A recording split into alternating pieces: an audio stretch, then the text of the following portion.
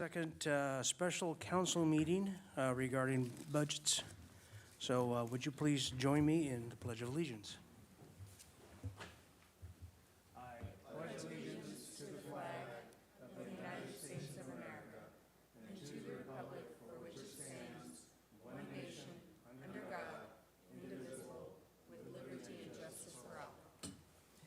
And Madam Clerk, would you call the roll, please? Certainly. Councilmember Alejandro Gutierrez is not present. Councilmember Freeman? Here. Councilmember Sneddon is not yet present. Mayor Pro Tem Harmon? Here. Councilmember Oscar Gutierrez? Present. Councilmember Jordan? Here. And Mayor Russ. Here. And would you please read the item in front of us, our items? Certainly. Item 1, fiscal year 2023, recommended operating and capital budget. All right, very good. And we'll start with the library, apparently. Ms. Caliente. Good afternoon, Mayor and Council members. Jessica Cadiente, Library Director for the City of Santa Barbara. And we are so grateful to be here in person today to kick off the FY23 budget deliberations. I have with me our two fantastic library services managers, Molly Wetta and Christina Hernandez, who will be helping me out in the presentation today. Next slide. Quick overview of our agenda today. I will be giving an overview of our organizational chart and programs, and then Ms. Wetta will go into some departmental highlights from this last year, and then Ms. Hernandez will go into the riveting proposed fee changes, and then I will summarize our budgetary impacts and library service levels and open hours, and then we will wrap things up with a brief mention of our capital plan, and then FY23 performance project highlights. This is the organizational chart for the library. You will see that we have 6 programs and 3 funds for a total of 45.57 FTE. 34.6 of that FTE are our permanent staff, and 1.6 of those staff are grant funded. And you will see those highlighted in the 2 areas where those grant funds are from. We have 2 divisions within our library, public services and then operations.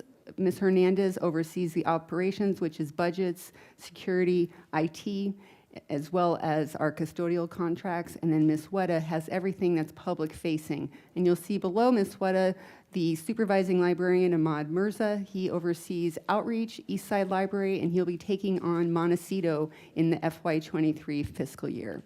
For our adult services and adult education team, we have had a vacant senior librarian. That supervising position has been vacant since April of 2020, and Ms. Wetta has been filling in the gaps for that position since that time. Similar, on the other side, we have a vacant budget analyst that Ms. Hernandez has been doing the work to fulfill those. So you can see the vacancies in the library management staff fills in the gaps on those. Next slide, please. A little bit about our reclassifications proposed for FY23. Since 2018-19, the library has really focused on our outreach and engagement with our Spanish-speaking community. We have created a Spanish outreach team at the library that has created a Spanish Facebook page, newsletter. We feature advertisements on Radio Bronco almost weekly, and really have just spent a lot of time building trust and engagement to this group. And so we are reclassing a senior library technician to be the Spanish outreach coordinator for our department.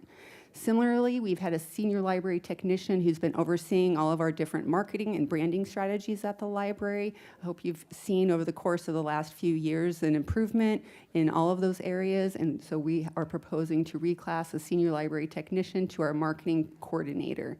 And then our librarian 1-2 proposal to go to a senior librarian. Currently, this librarian is overseeing all of our collections, which is our largest discretionary funds for the department. She budgets all of that, and really it was thanks to her that we were able to transition many of the platforms from Black Gold so seamlessly. And then we have a senior librarian that I mentioned previously that has been vacant since April of 2020. We did have a few failed recruiting attempts. Essentially, the scope of work that's overseeing both adult education and all of our adult programming was, we got the feedback from applicants that it was just too much and not enough money. So we are proposing to reclass to the higher level in hopes to fill that position. Next slide. Now I'll hand it over to Ms. Wetta for some of our highlights from this past fiscal year. Good afternoon, Mayor and members of council. First, I'd like to share the highlights about Stay and Play. This program began in 2018 when SBPL was selected to be part of a pilot program funded by a Packard Foundation grant with 5 other libraries to develop an early literacy-focused program looking at the unique needs of friends, family, and neighbor caregivers. And we launched that out of the East Side Library and then expanded to Harding Elementary. And in February 2020, we were awarded a $250,000 expansion grant by the California State Library. And since this proposal was developed pre-COVID, the implementation required lots of adjustments and innovation. We pivoted to offer story walks, socially distanced reading experiences with bilingual picture books that included prompts for engagement, as well as take-home extension activities to increase learning at home and help caregivers integrate early literacy practices. And then when it was safe to do so under public health guidelines, we launched Stay and Play at the parks throughout Santa Barbara.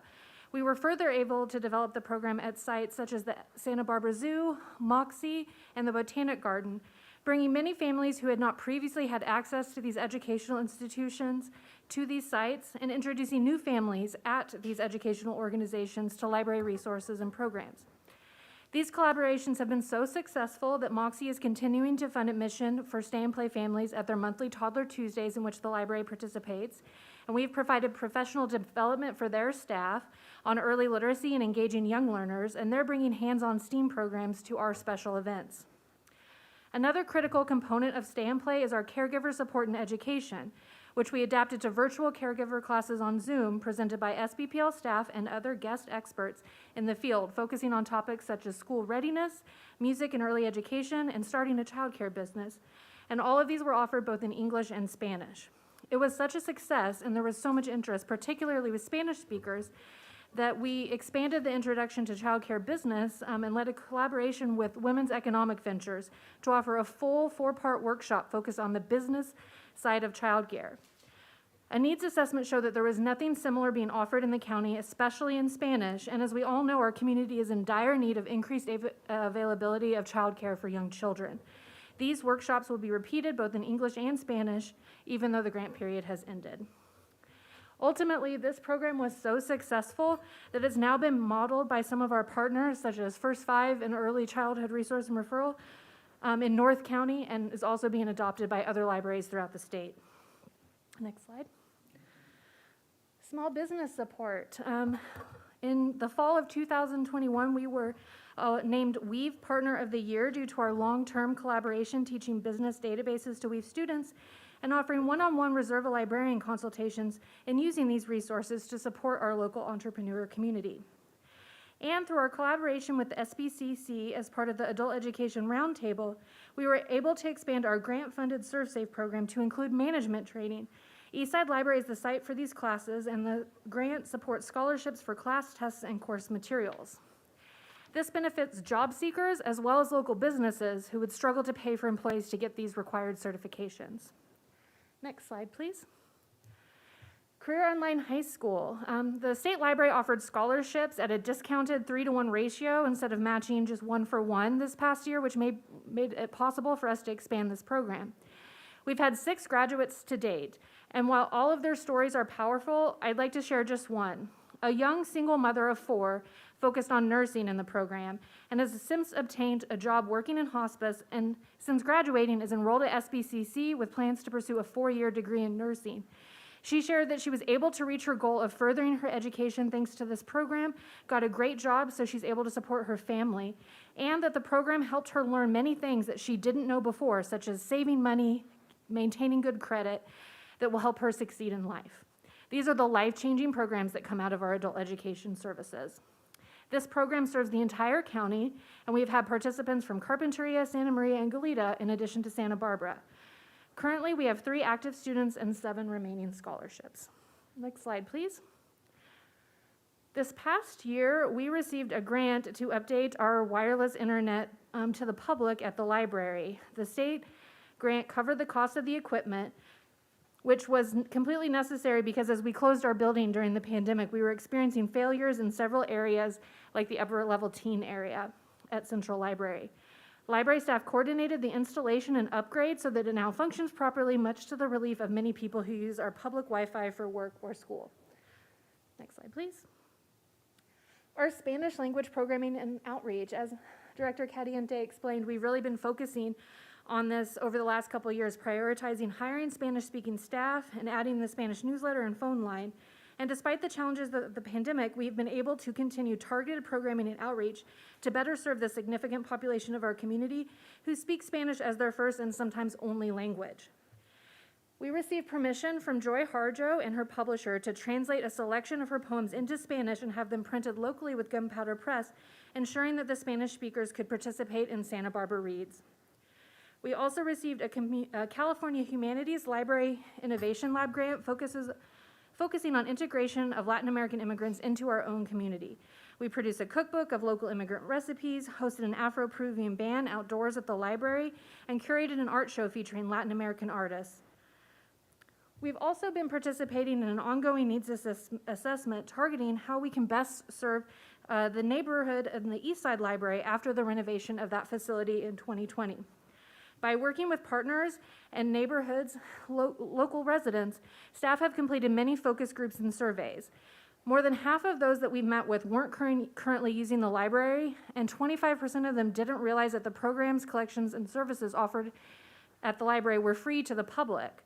Common themes on what they'd like to see at the library include programming for children and teens, especially families, English and Spanish literacy courses, and computer and technology help.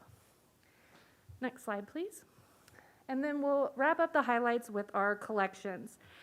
SBPL staff did an extensive audit of our nonfiction collection this past year, going through each Dewey range and ensuring we had a varied collection on all subjects and filling in backlist titles. They may have been lost or previously damaged, really meticulously in order to ensure that we can meet the needs of our local community. And this project became even more important as we realized we'd be leaving the Black Gold Cooperative. We've also updated our collection policy and developed detailed guidelines and procedures to really document the community knowledge that we've learned and create a manual that any librarian in the future could use as a starting place to manage the collection. We'll be presenting the updated policy to Library Board later this month, and this is increasingly important in this day and age when we see a rise in book challenges at public libraries across the country. Educating the board and our users about the role of the public library, our selection policy, and how we build balanced collections that meets the needs of the entire community is essential to being able to respond should we have any challenges locally. We've also been working hard the last few months on implementing our new catalog, which will result in improved statistics and responsiveness to our community's interest in materials. Thank you. Good afternoon, Mayor and members of the council. I will be going into the general fund. Okay, on the first slide here, we have our library general fund revenues. So the first column has our this year's FY22 adopted budget, our original plan for next year, then adjustments we had to make, and what we are proposing today for our next year for FY23. So the first line, the county per capita, you'll notice a $22,000 increase next year to $798,000. This is based on our service population, and the county per capita awards us $8.03 for revenue. And next year, we expect this to increase pending the approval of the county budget. That could increase to $8.34 for the per capita rate. So this $798,000 could go up next year. On the next line, you'll see the city admin fee. So this is a significant reduction of $96,000. The admin fee is the revenue we earn for the management of the county branch libraries. And next fiscal year, the city of Carpinteria will be managing the Carpinteria branch library. So with that, we will not receive the admin fee from that location. So the $74,300 represented for next year's fiscal budget is what we will receive for the Montecito branch library.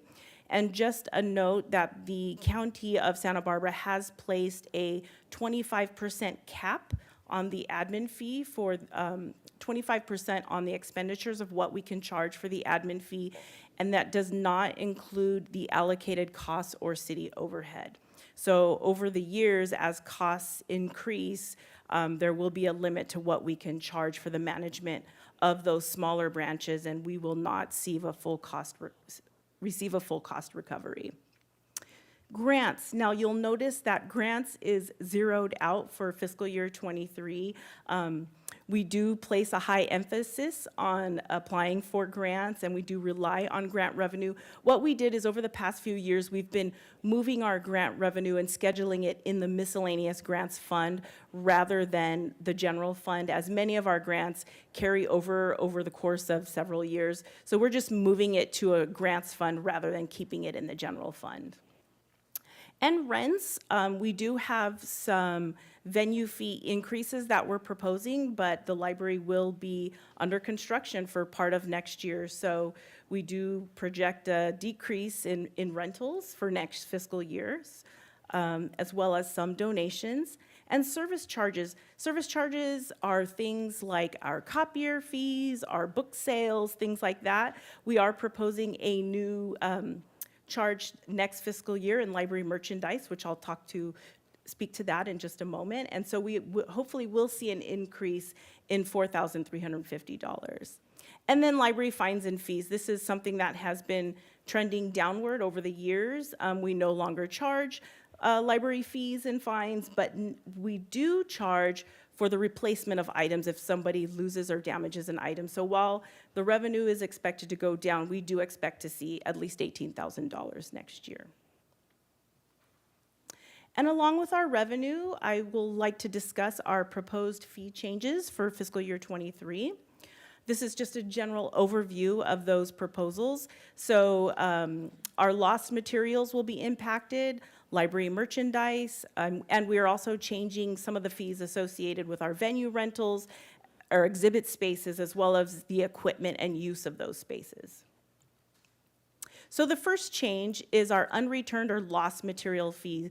You'll see on the table to the left, this is just a slight increase in items to better align those items with what we actually pay for them, as well as the processing of the materials that go into those items.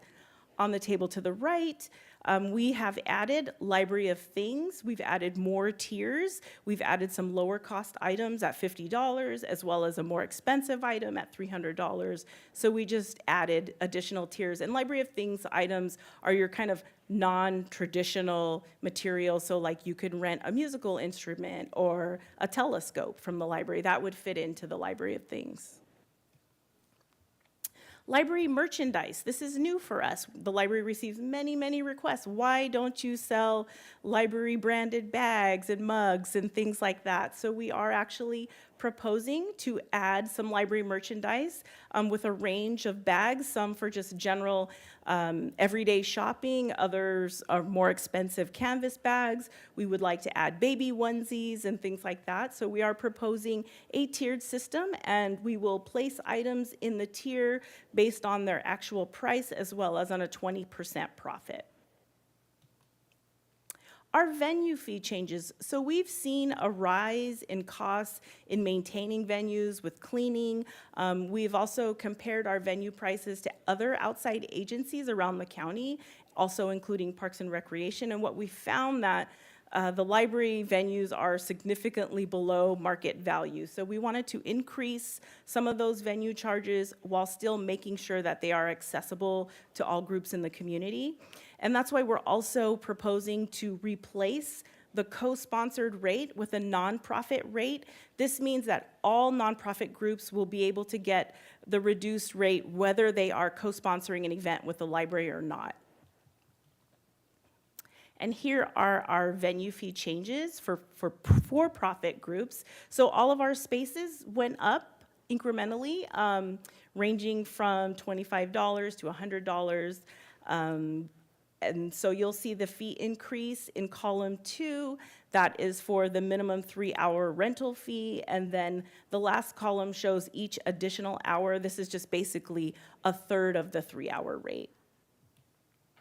And for the same spaces, those fees are also going up for nonprofit use, but the fees for nonprofit groups are 50% of what they are for the for-profit groups.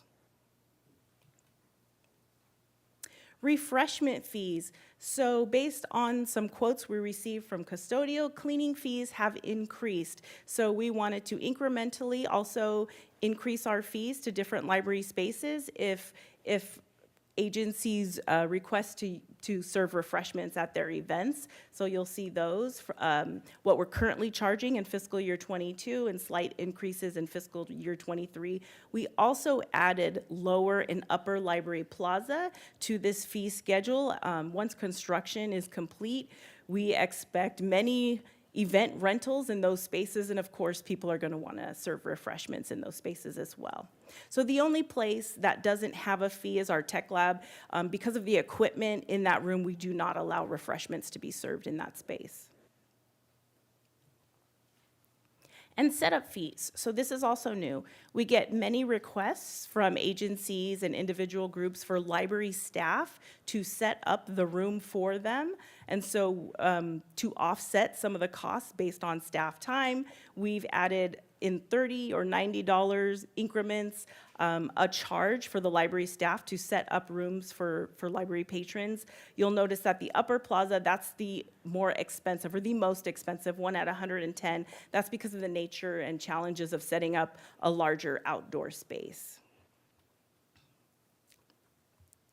Our exhibit fees. So we looked at local galleries, and they charge around $8 to $13 per square foot of wall space. So again, the library is significantly below market value. We are charging nowhere near that. So we wanted to increase our fees slightly for the main gallery, $625 to $750, and then for the Faulkner smaller galleries, East and West, $190 to $250. The library also doesn't receive a commission like many of our local galleries do.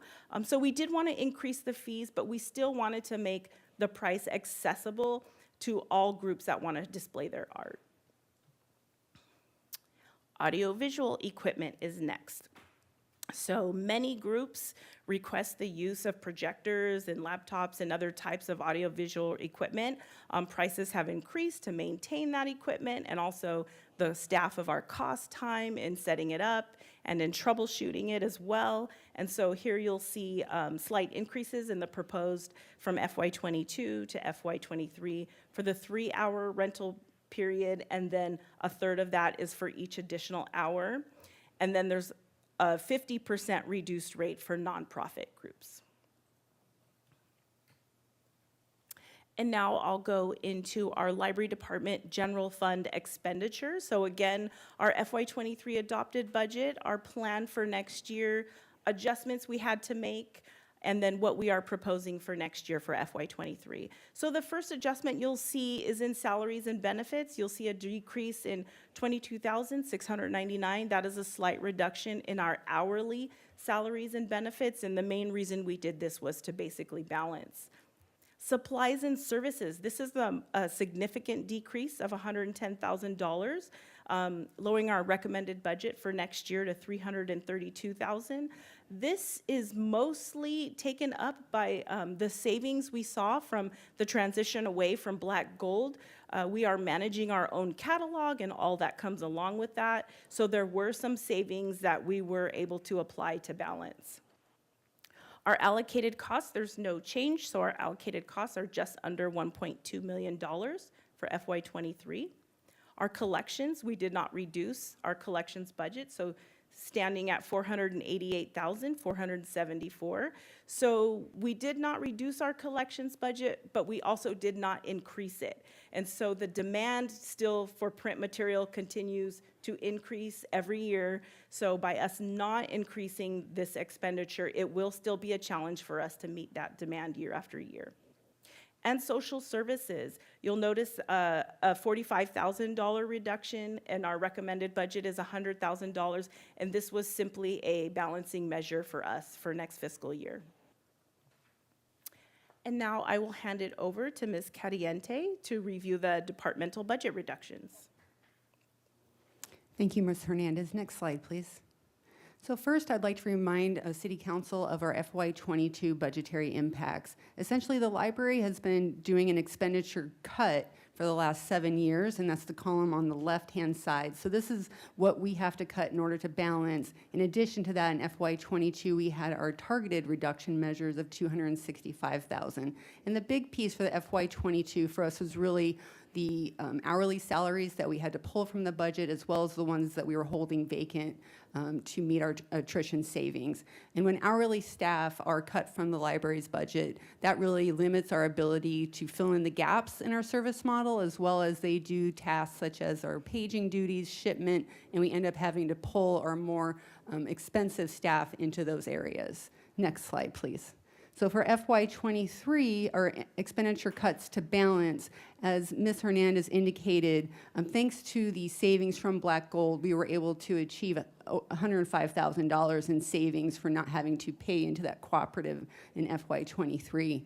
We did reduce the social service line item to balance from $145,000 to $100,000. And because we've had a challenging time filling that contract this year, we should be able to use what we have remaining in FY22 to help fill the gap through FY23. So we'll have to come back to council on FY24 for what that looks like moving forward. But I do think we'll be okay to fill and budget for that position in FY23 as a contract. Again, we are reducing our hourly's budget. Since 2015 or so, our hourly budget as a whole is about between $500,000 and $600,000, and today it sits just roughly $200,000. So each cutting of that just impacts, as I stated previously. And then reductions in special supplies, that just equates to fewer programming supplies and things of that nature. Next slide, please. And then these are our targeted one-time general fund subsidy reductions. And so this year we are going to further reduce or hold vacant $9,600 worth of hourly staff. We're going to keep the admin analyst position vacant for at least a quarter, which again is that position that would support the budget management position of Ms. Hernandez. Next slide, please. And then this is just a summary slide, so you can see over the last 3 years, both of our reduction measures as well as our cuts to balance. So in FY23, you can see our reduction measures are much fewer than in the 2 years previous, but our cuts to balance grew, and that was mostly due to, as Ms. Hernandez stated, the loss of that admin fee from the city of Carpinteria and the reduction in the admin fee that we can achieve from the Montecito Library.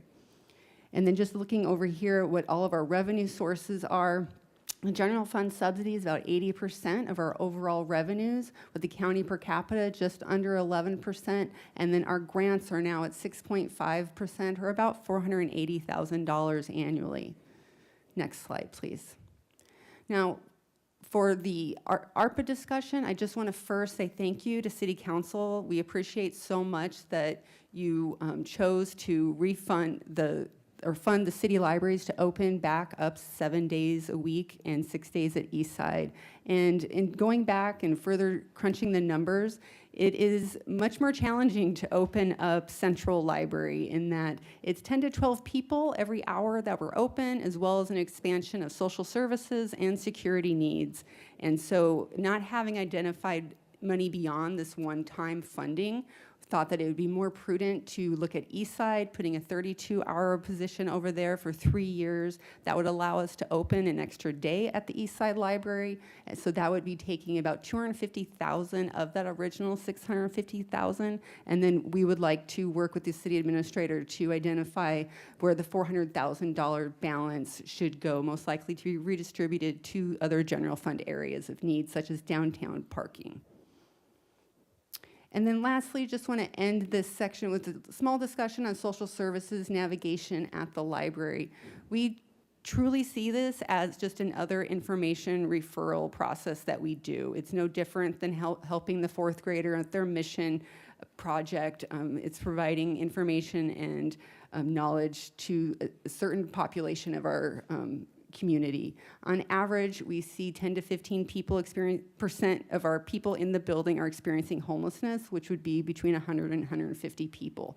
But even included in that number or beyond that number are people who just need help navigating social services. Anything from teenagers to seniors and losing housing. And the social service position that we are looking to contract for is going to help support what we're already doing at the library. The neighborhood navigation centers that our outreach van goes to support services to the people experiencing homelessness, and it takes about 4 to 6 hours of work every week. So not a tremendous impact or loss of open hours due to social services at the library. And we just thank you for your support.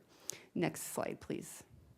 And then lastly, collections. As Ms. Hernandez indicated, we have not really been growing our collection budget over the years, which does equate to a loss. As you know, everything costs more in 2022. But we are again so thankful for the ARPA funds that is going to digital resources, and we do have plans to spread that money over 3 years as well. Next slide, please. And then back to Ms. Hernandez for our capital program. Thank you. Yes, so we have one funded capital program or project for next fiscal year, and that is $250,000 with ARPA funding for our Eastside Library garage construction, and this will go to the design of that garage. And this is an exciting project because one of our highlights for next fiscal year for our P3s is to incorporate the design of the garage into an overall master plan of the Eastside Library. We'd like to look at that whole campus in its entirety and to include accessibility measures, resiliency, as well as sustainability elements, and make sure we really plan out thoroughly what the best place is for this garage. And speaking of that, I will go into our performance measures for next fiscal year, and these are just some of our highlights. So the EDGE 2.0 technology plan. So EDGE assessment is a tool put out by the Urban Libraries Council. It helps libraries of all sizes kind of align their technology with what the community needs and what the priorities are. We are able to do a complete assessment of how we are performing and compare those to other libraries across North America. And it helps us develop strategies and measures of where we need to go in the future. So based on taking the EDGE 2.0 technology plan, the library's technology team will go ahead and update our very own strategy and technology plan for next fiscal year. Transition to the new network. As Ms. Weta mentioned earlier, we transitioned this year to the new library catalog. Our technology team will continue to refine that next fiscal year. They will work on improved ways of workflow as well as improved statistics to really inform us and to make it even more user-friendly than it already is. Our library tech team will also work with our city's IT team to migrate to a new local public service secure internet, as well new network, and that will be managed on site rather than through Black Gold. Eastside Master Plan, as I mentioned earlier, this is our long-term vision for the Eastside campus. We'd like to incorporate the early literacy patios. There's 2 nice size patios at the Eastside Library and how we can utilize that space better. It will incorporate the garage placement and the design of that garage to house our library on the go vehicles. We want to improve accessibility. We want to look at sustainability elements. We also want to, while we're doing our master plan assessment, look at the surrounding neighborhood and the other agencies that are already there, such as the Franklin Center and the local nearby schools as well. Equity, diversity, and inclusion. So last year, the library formed an EDI team. We'd like to look at our library practices, our policies, our collections, to make sure we're really the accessible space that we need to be. So this year, the library's EDI team, as well as many of our youth services staff, we worked our way through the Project Ready curriculum, and this is curriculum that helps to improve services and relationships with youth of color. However, the curriculum really has a major impact for all ages as well. And so what we would like to do as our team, based on what we learned from Project Ready curriculum, is to develop a training module specifically for our own library staff. So this will be something that we will have all of our existing staff work through, as well as a requirement for all new staff coming on board going forward. And now I will hand it over to Ms. Weta to discuss adult education. All right, right, so in our adult education division, we had the opportunity, due to new sources of funding from the California State Library, to expand our services for English as a second language learners and also start a new family literacy program. These were previously not available sources of funding, so it expands our funding from the California State Library. So we are working to contract with ESL professionals from SBCC to develop additional training modules for tutors who are going to be working with ESL learners. And last year, when we had a vacancy in a librarian position that was previously focused on adult programming, we took that opportunity to focus the duties of that job on family literacy. And so we have a family literacy librarian that we shifted that role into and recruited for. And it's a former teacher who's able to really take on our OG Readers program to help expand that. Currently, we're able to maintain about 25 tutor-learner pairs and offer 4 trainings a year for additional tutors in serving 1st through 4th grade struggling readers. And we'd like to grow that opportunity, as well as more fully integrate referrals from our adult education to our youth services programming and people who participate in our youth services programming to our adult education programs. So we're really excited to be able to embark on that. Next slide, please. Expanded a teen intern pilot. So over the past 2 years, we had the opportunity with little pockets of grant funding to pilot teen interns in the library. So with Lunch at the Library funding and some grant funding to look at the upper level needs assessment for the teen area, we recruited and hired teen interns that worked over the last couple years, and it was really successful. And so there was a new opportunity at the State Library for a grant focused on after out of school time programming for teen audiences. And we took that and wrote a proposal to fund a 2-year teen intern project. So we applied for that $100,000. And while we haven't received the official award, I did reach out to check on the status of that. And they said that Santa Barbara was selected to receive that opportunity. So we're really excited about that. This is gonna be a chance to replace a change in the apprentice program that Parks and Rec offers, which right now is only available to those 18 and over. So growing the success of our teen advisory board at Eastside, really bringing in these teen interns, we're going to work on better integrating social emotional learning, work with our SBPL Works program to offer services specifically for teens on resume development, interview practice, job search strategies. And we'll have the opportunity to go on a library services track and help with summer reading over the summer, maybe learn about how to be on our tech team and help us reset all of those hot spots that people have challenges with and situations like that. In addition to offering a maker track, we see the expansion and proliferation around town of like the Youth Makers Market and the Mujeres Maker Market. And we're going to be working with Weave to teach young entrepreneurs how to develop a business plan for their sort of home crafts or other maker type activities, and really looking forward to that. This $100,000 is going to support 5 cohorts of 5 teen interns with 200 hours each, so they'll get paid not only for the work they do in the library or for the work to start up their own small business, but for the additional learning that we'll be collaborating with other partner agencies to offer. Next slide, please. Community Connections Grant Expansion. So this past year, we had the opportunity to work with 10 other California libraries to develop models to eliminate barriers that prevent people from accessing vital community resources. And so this funding supported outreach at the neighborhood navigation centers, as Ms. Cadiente said, about 4 to 6 hours a week at the different sites, providing access through the Library on the Go van to computers, Wi-Fi, charging, as well as our workforce development and adult education services, and inviting them to participate in that. We've also had the opportunity to bring community service organizations into the library, and this reduces the burden on library staff in helping people access those services by providing a safe space that's convenient for people to have office hours. And so this is sort of growing on the model that we've had for several years with Vets Connect, where the Veteran Services Officer from the county takes drop-in appointments or schedules appointments during his time at the library every month.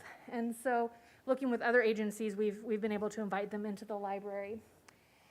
So we applied for a continuation of this, and we'll receive word in June if we were awarded this $100,000 IMLS grant, which supported the technology and also some staffing in order to offer these services. Next slide, please. Increase equity of access to the Faulkner Gallery. The Faulkner Gallery is consistently used by the same groups year in, year out, and they offer wonderful shows, but they don't necessarily represent the diversity of our arts community, and paid membership in the associations is required.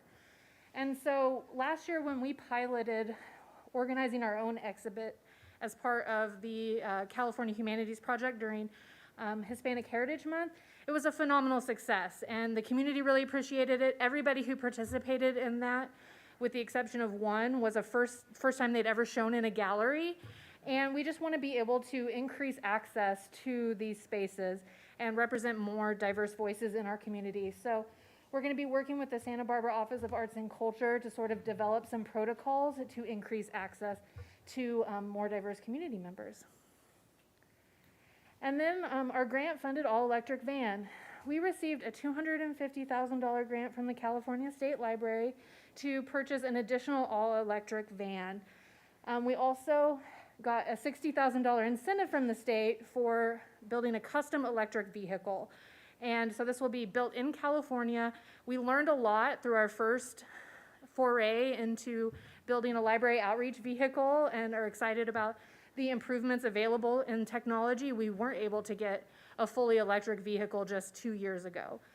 So this will just allow for additional outreach to senior houses, parking, and neighborhoods. And since the existing Library on the Go van has been in operation, we have done 173 visits, reaching 5,400 people, and created 225 more library cards. We teach seniors how to use technology and take lots of nonfiction and large print to these housing authority stops. We do regular stops at Shoreline to serve the Mesa, which doesn't have a neighborhood library, and we stop weekly at Harding Elementary. And this stop is open to people in the neighborhood as well to increase access to, again, another neighborhood that doesn't have a library. Many of these people would not be able to visit the library in person.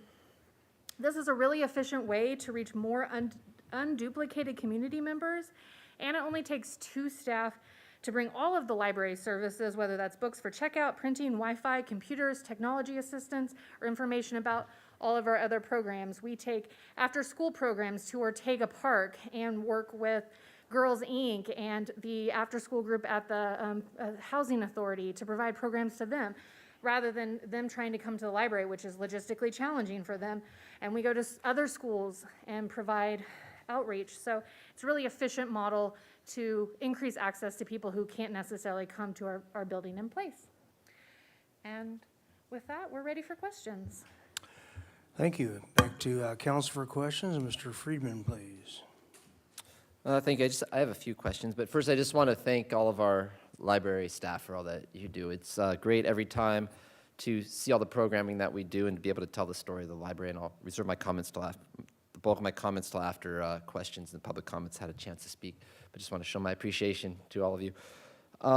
So the first question I have is, I noticed in the budget, it was, by the way, I really like the online tool that we have because it really helped be able to go into this. So I see Mr. DiMartini out there.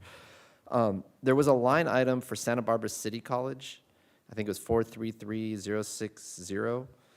And it showed previously there was $72,107, and this year there's zero. It's grants. So I'm just wondering, that's a huge difference, 72,000 versus zero. So could you explain what that is? Yes, thank you, Mayor and members of the council. Yes, so that SBCC line you see, that is for our adult education grant that we receive from Santa Barbara City College. Usually it's annually, and that's one that we've received over the last several years. So that is just basically, we are moving that money into the miscellaneous grants fund rather than our general fund, and we do continue to expect to receive that grant revenue year after year. And that was the slide you showed earlier where you created that new grants. I just wanted to be sure on that, so thank you for that. So on the ARPA funds, just so I understand, is The new recommendation is for the .8 position, using that ARPA funds, and it funds it for 3 years to keep the East Side Library open for 1 additional day. And it's currently open 4 days, is that for the Mayor- most part? Mayor Rouse, Councilmember Friedman, yes, it's open 4 days to the public. This .8 position will allow us to add an additional day as well. And additional hours on Thursday, in addition to the additional day. Additional hours on Thursday and an additional day for 3 years. Yes. So we have that stability using the funds instead of the original proposal was 1 year for both. We now have that for 3 years, which I think we're able to do with the ARPA funds. That's correct, thank I you. think that's a wise use of having that open on the east side. And then, let me see here. And so on the east side, since we're there, Adelante Charter School uses the East Side Library as their library, correct? Councilmember Friedman, Adelante Charter School does not have a library within its school. They do rely upon the East Side Library. That has actually been a P3 measure for us over the last few years to work with Adelante on a governance model, as we have discovered a significant subsidy going to that school far beyond what we do for other schools. We are looking to work with Adelante to improve that, but yes, they do use the East Side Library as the only library they have.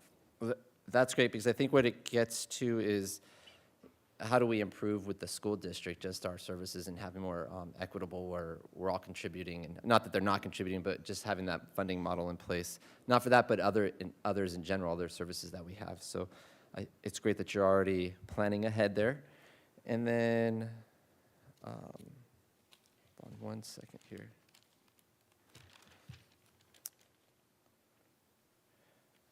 And then for revenues for events, I don't see it in the capital. I just want to bring it up. Is the second floor balcony? I know it's been out of use since I think 2006 or 7, and so I'm just wondering, what's your sense in terms of with the new plaza, and then in the future, I know there's other potential revenue enhancements such as upgrading the facilities so you could have major events at Library Plaza with some type of food vending. Would the second floor balcony at some point add to what you could maybe rent out the library for the second floor and the plaza and create revenue generation at some point? Is that a possibility? Because I know that's always getting bumped back, but I'd like to start having, is it in the capital, the CIP plan?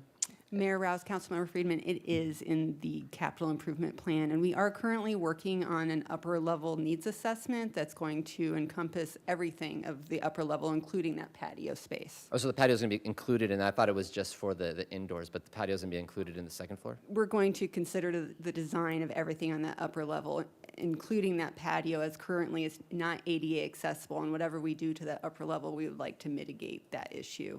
Oh, perfect, so it will be included as part of that.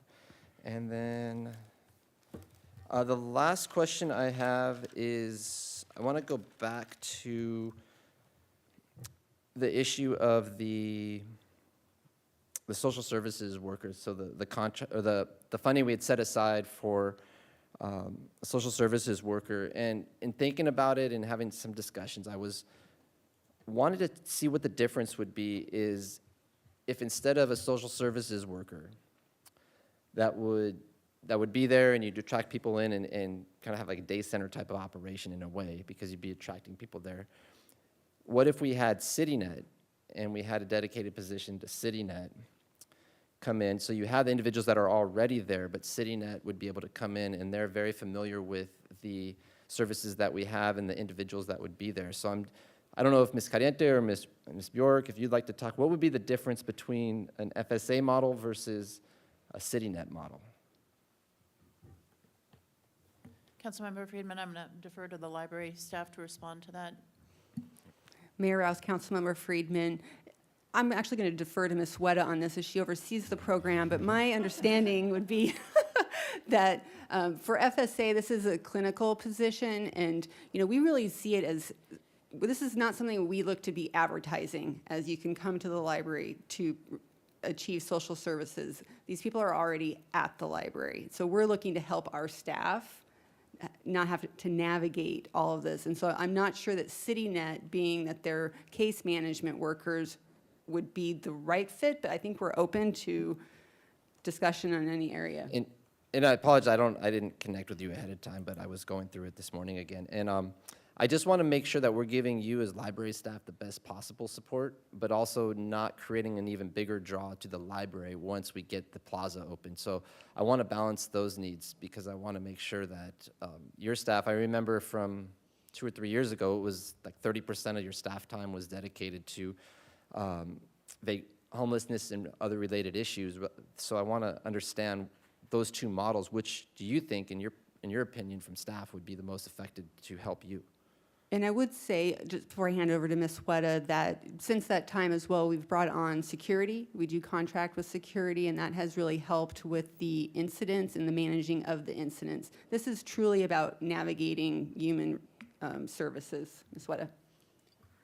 Yeah, we think CityNet does great work. They're very focused just on people experiencing homelessness. They're, at their limit of working just with that population. Not only do we have those people who come into the library, but numerous people who are on the verge of homelessness or who are seniors navigating other life changes, who are families who are experiencing really challenging life circumstances. And we think that a social services model helps to encompass all of that in addition to serving people experiencing homelessness.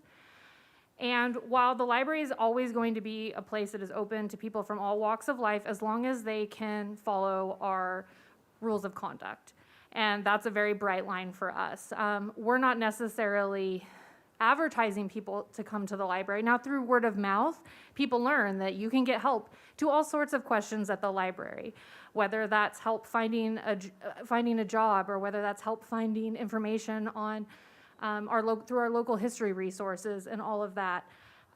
So I don't think that it's a question of social services or CityNet, but like what combination of those. I mean, we would love to have a CityNet worker who's at the library just as a safe place to meet and connect with people, because I speak to people experiencing homelessness all the day, almost every day, who, despite knowing about CityNet, and being like, come to the Neighborhood Navigation Center, come, to PATH, or to get your HMIS update, they still have trouble making those connections. It's really challenging. And those CityNet caseworkers are only going to manage 20 people at a time anyway. So when we have 100 to 150 people in the day, to really, how do we decide who gets to work with that CityNet caseworker and who doesn't? I think that those are a lot of questions that we'd have to embark upon before we decide what's the best model. So we did have this failed recruitment for the social services support worker. It paid $19.45 an hour, and we had one person accept that sort of met FSA's, guidelines, and then that we also thought would be a good fit for the library. And then immediately, in less than a week, they got a better job offer. So they tried again and couldn't even bring anybody that passed their kind of litmus test that they wanted to bring the library in to meet with. And so I met with the supervisor over at FSA to sort of brainstorm options. And they said, we have this other position that qualifies for, it's a real social worker that you could earn your clinical hours towards certification for. And with graduation at some local programs coming up here this May, thought it would be a great time to try that model. So we are currently kind of working at the details of that. So, we'll take direction, and any resources and help we get are going to be fantastic and help us make a difference in the lives of people in the community. But I do think that for every person experiencing homelessness in the library, there's somebody else who has a question that would benefit from a social work perspective. And I'd just like to reiterate that this is the model that libraries across the country and across California are moving towards, is the social services model in the libraries. We're working with this cohort of California libraries, and that's the direction that they're going, either training existing library staff to serve as that community connections resource navigator, because at the end of the day, these questions are information navigation. They're information resources that we're helping to connect people with, which is part of what the library does. We help people look up ordinances from 1979, or we help, children find books to complete their book reports. And we look at every question that's brought to us without judgment and want to help. Thank you. That's very helpful, full answer, especially how the FSA model would expand beyond just homelessness, and then also that there's a potential model here to entice people because you get the clinical hours. One last question. Where can I get some merchandise and a library hat? Yeah, Eric Mendez, our marketing coordinator, has made some really fun designs, and we're just costing them out and getting samples, so that, Councilmember Harmon can carry around her SBPL bag instead of her New York Public Library bag. I need a new hat for the beach, so thank you. We'll get a library on the go hat for you. Ms. Sneddon? Thank you, Mayor Rouse. You already know that we so appreciate what you do in the programs. And you're the first budget presentation, and so I think a lot of my questions, my initial questions are just about this new process without the binder. I'm going to say that I am not enjoying this. I'm trying to square the numbers I'm seeing on the transparency tool with the numbers I'm seeing here, and they're really big differences from how I'm reading this. Like I'll just start with and this is just questions, I don't know which one to read. On page 3 of the slides, I don't know which slide that is, but the general fund revenues, and it says, 973,374, but online it says on the transparency tool, 1,181,424. And then for the costs out, the expenses, I lost the page now on that one too. It's a different number, and these are substantially different numbers, so I'm just not sure. I didn't anticipate coming in. I would have asked this earlier, but I didn't anticipate these numbers being different. Page 6, so then the expenditure says like 6.9 million roughly on the slide, but on the online tool it says 7.6 million roughly. And I'm just not sure, I'm not sure how to square the tool, and if we had our binder, I could tell you what page and what, so just starting there, I'm not sure how to compare these. If I may, Councilmember please. Sneddon and Honorable Mayor, thank you so much for your questions. And as I mentioned earlier with implementing this project, it is a bit of a work in progress, right? So we're trying to hone in on making sure that it displays correctly and accurately. And so there's just a bit of a difference in how we've reported the budget historically to how we're going to be reporting it in OpenGov. For example, when we reported transfers from other funds into like the general fund or vice versa, it actually kind of duplicated information, and so we're fixing that. It's more of a technical fix, so that's just one example of something that we're trying to hone in on and fix in this budget. Also, the way that OpenGov displays the information in totality for the entire fund, whereas in department presentations, they're actually breaking it down into individual, division level perspective or other programmatic budgetary perspective. Library didn't do that in their presentation, but other departments will do that. And so there's just sort of a difference in how departments are presenting it. But what we can do throughout the council budget deliberations is provide information to you about where information is being presented in OpenGov in a particular way and how that might differ for how departments are doing that. So we will be able to do that over time. I'm just going to say now that's not working for me. I'm really having a very hard, I'm scrambling looking at the numbers and trying to see where they are, and it makes no sense to me. So and maybe if the information could come to us earlier or something. I'm used to having the binder and spending time with it, and this is not in any individual department thing. It's just you're the first, and I'm just having, I don't know if I'm the only one having such a hard time, but those are big swings of numbers to not be able to talk about or deal with, 800,000, 900,000, 1 million differences. So there's that. So I'm not even sure actually how to ask the questions I need to ask. So on the tool, and I want to ask if this is accurate, for admin staffing, it lists 5 authorized positions between 2018 and 20, and then it lists 3 authorized positions, 21 to 23. is that those two positions are open, or are you truly not authorized to have those? Mayor Rouse, Councilmember Sneddon, I do believe that that was the shift of our managers who oversee central operations went back down into 5114, or the central. Okay. So we did not lose the positions, they were just shifted to another program. Okay, so that needs to somehow be reflected on the tool also. So then I'll ask you some general questions. So for hourlies, can we bring them back? In my mind, they're really good for the community. They're good entry-level positions. A lot of people get their start as hourly positions. Is there not a way to use a combination of hourlies to have open library times, or?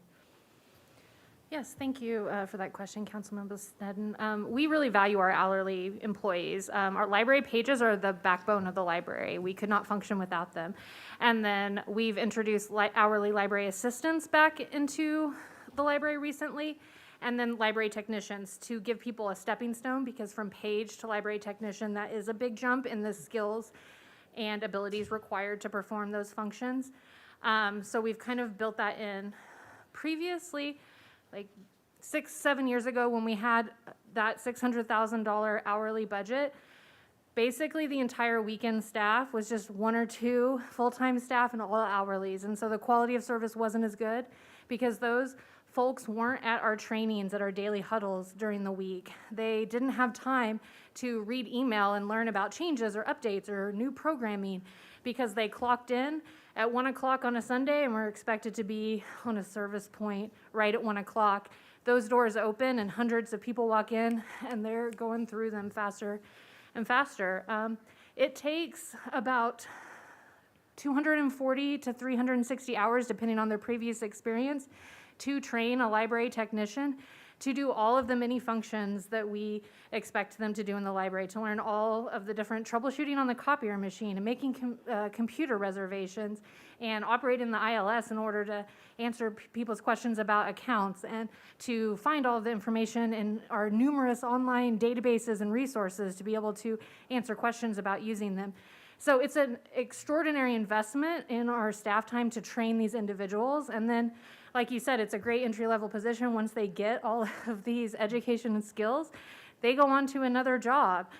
So we had a revolving door of hourlies, and even though we had that $600,000 budget, we weren't necessarily spending it all each year, because we had constant turnover and vacancies.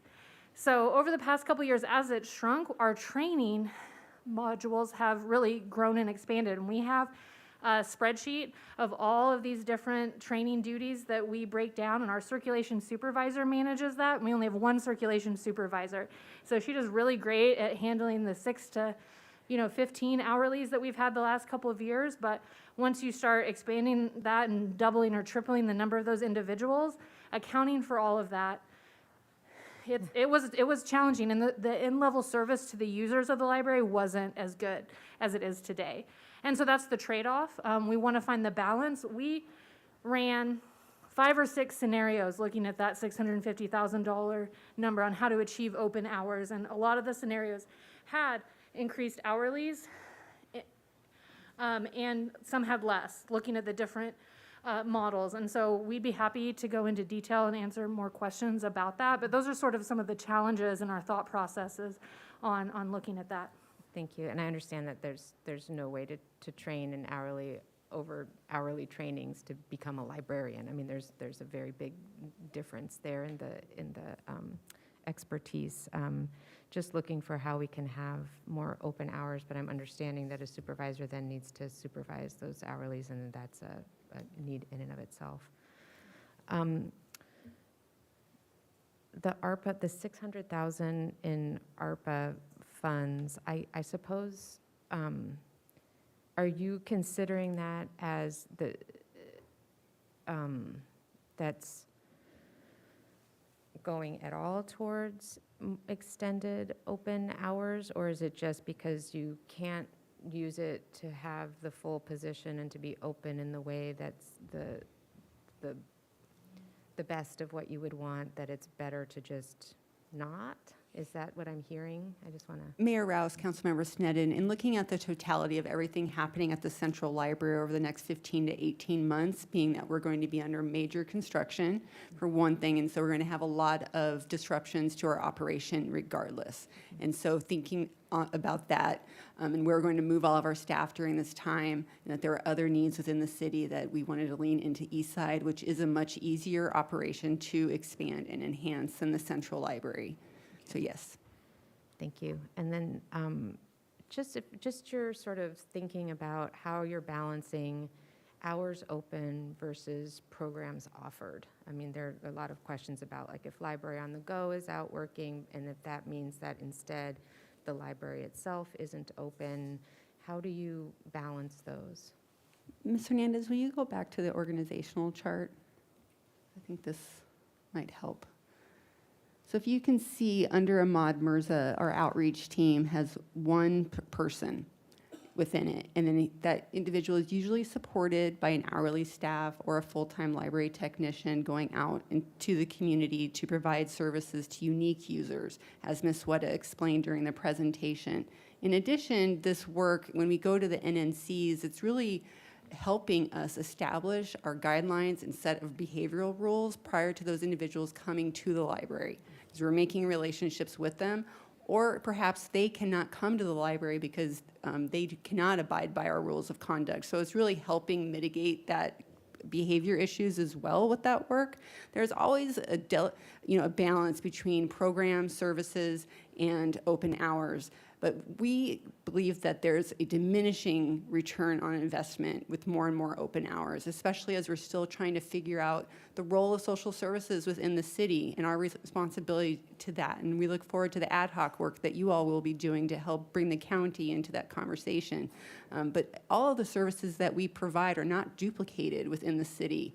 That online career high school where you can get your high school diploma at your pace, that's not something you can get for free anywhere in this community. Or the OG Readers, where we're teaching struggling readers with dyslexia to read, and that life-changing help is just, the value add is significant. And over the course of the last 7 years, it hasn't just been shedding of hourlies, but we've shed and done lean management throughout our divisions and organization at the library as well to minimize touching of things and to work as quickly as possible for the transactional work that we do so that we can lean more into this relational work that we have with our community. And we've built a lot of trust with our community over the last 7 years. And when we do surveys, we're not getting the response of do less. Pre-COVID, we did a survey on Story Times, and we were doing 14 at the time a week. And it wasn't do less of anything. It was just do more every single day. So the demand is already so strong, and I feel like we're already trying very deliberately to balance it because we're not doing everything everybody asks us to do. We strategically last year reported to this council our reduction in cultural programming. And as Ms. Sweta showed, the growth in family literacy and ESL. So we strategically think about the value add, the service, and while it's nice to have arts and culture components, there are many agencies that do that really, really well in this community, and we never look to duplicate any service. And when we find out that we are, for example, we used to have a very successful homework help club. Every day after school, people would come and religiously show up and have their kids do homework help. Well, the school district does that really well now, and they provide dinner. And so we transitioned then into our Orton Gillingham or OG Readers program. And so we are deliberate and strategic about what we choose to do. And we know that there are people absolutely who want to come to the library on Sunday and on Monday. And so I do look forward to working with this council and the city administrator for how that can happen. But I think we need to just have a longer range plan. The ARPA money being finite and just one-time use and not knowing the construction implications felt like this was the best decision.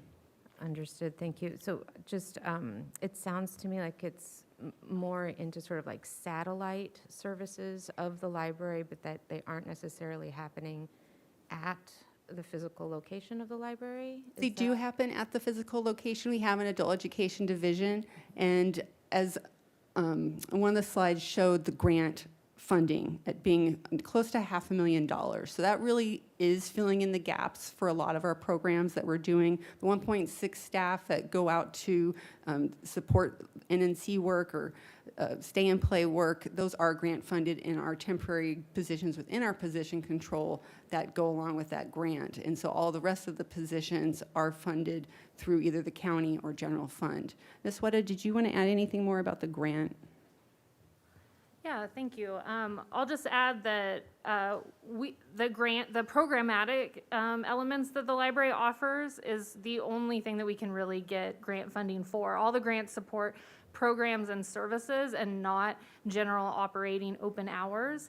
And so if we were to look at rolling back our programming to support open hours, it would mean leaving significant portions of that, $480,000 average annual income that we receive from grants on the table, and just so significantly reducing our impact in the community. So we're batting 1,000 for the grants we've applied for this year, and we're only able to do that because we have the experienced staff to help contribute and manage that. And so I think that it would, be detrimental to the community to have to reduce so much more just to have the building open additional hours. Thank you. So you're carefully balancing all of that, and I hear that, and we have heard about your program. So back to the tool, I think, I just want to make sure I'm understanding this, that the general revenues are a little bit over $1 million, the expenses are over $7 million, $7.5 million, which leaves us in the hole, $6.4 million. Am I reading this correctly? Councilmember Sneddon, Honorable Mayor, thank you. I just went and looked a little bit more detail at the discrepancy that you're noting. On staff's slide, it summarized the library department's general fund revenues, and in OpenGov's, it summarizes all revenues for all funds. The department does receive revenue that come in special revenue funds, as they indicated earlier. So that's the reason for the discrepancy between the presentation and what's in OpenGov. Okay. What we can do is work on sort of maybe a by fund summary, and we can produce that going forward if that would assist. But that's the reason for the discrepancy. Thank you. Okay. And then am I understanding this right, that the revenues less expenses is $6.5 million roughly?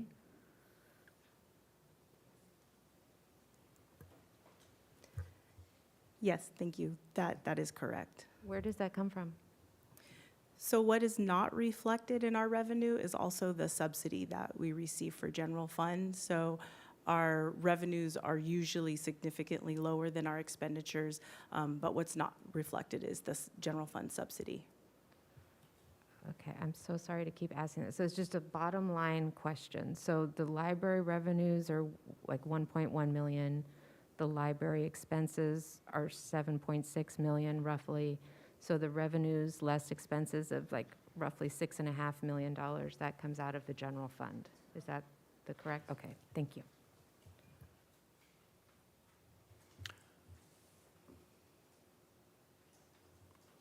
Is that, Ms. Sneddon, are you still going? Oh, Mr. Jordan. Thank you, Mr. Mayor. I would echo Ms. Sneddon's comments on the difficulty in using the online versus a paper. I'm thankful if you gently want to explain to me, you educate seniors as you do when you go out in the field, and I'll take that advice willingly. But as much as I hated the phone book with 1,000 tabs in it, I'm having much more trouble, particularly when you see something somewhere and having to back up and go to a whole different page or section, or remember what section you were in on the online version. So I'll get there. I got a few more years. I'll get there though. So just a couple questions on the educational chart, Ms. Cariante. What you're calling the social services navigation workers buried in one of those titles are not as that, right? It is on this org chart, right?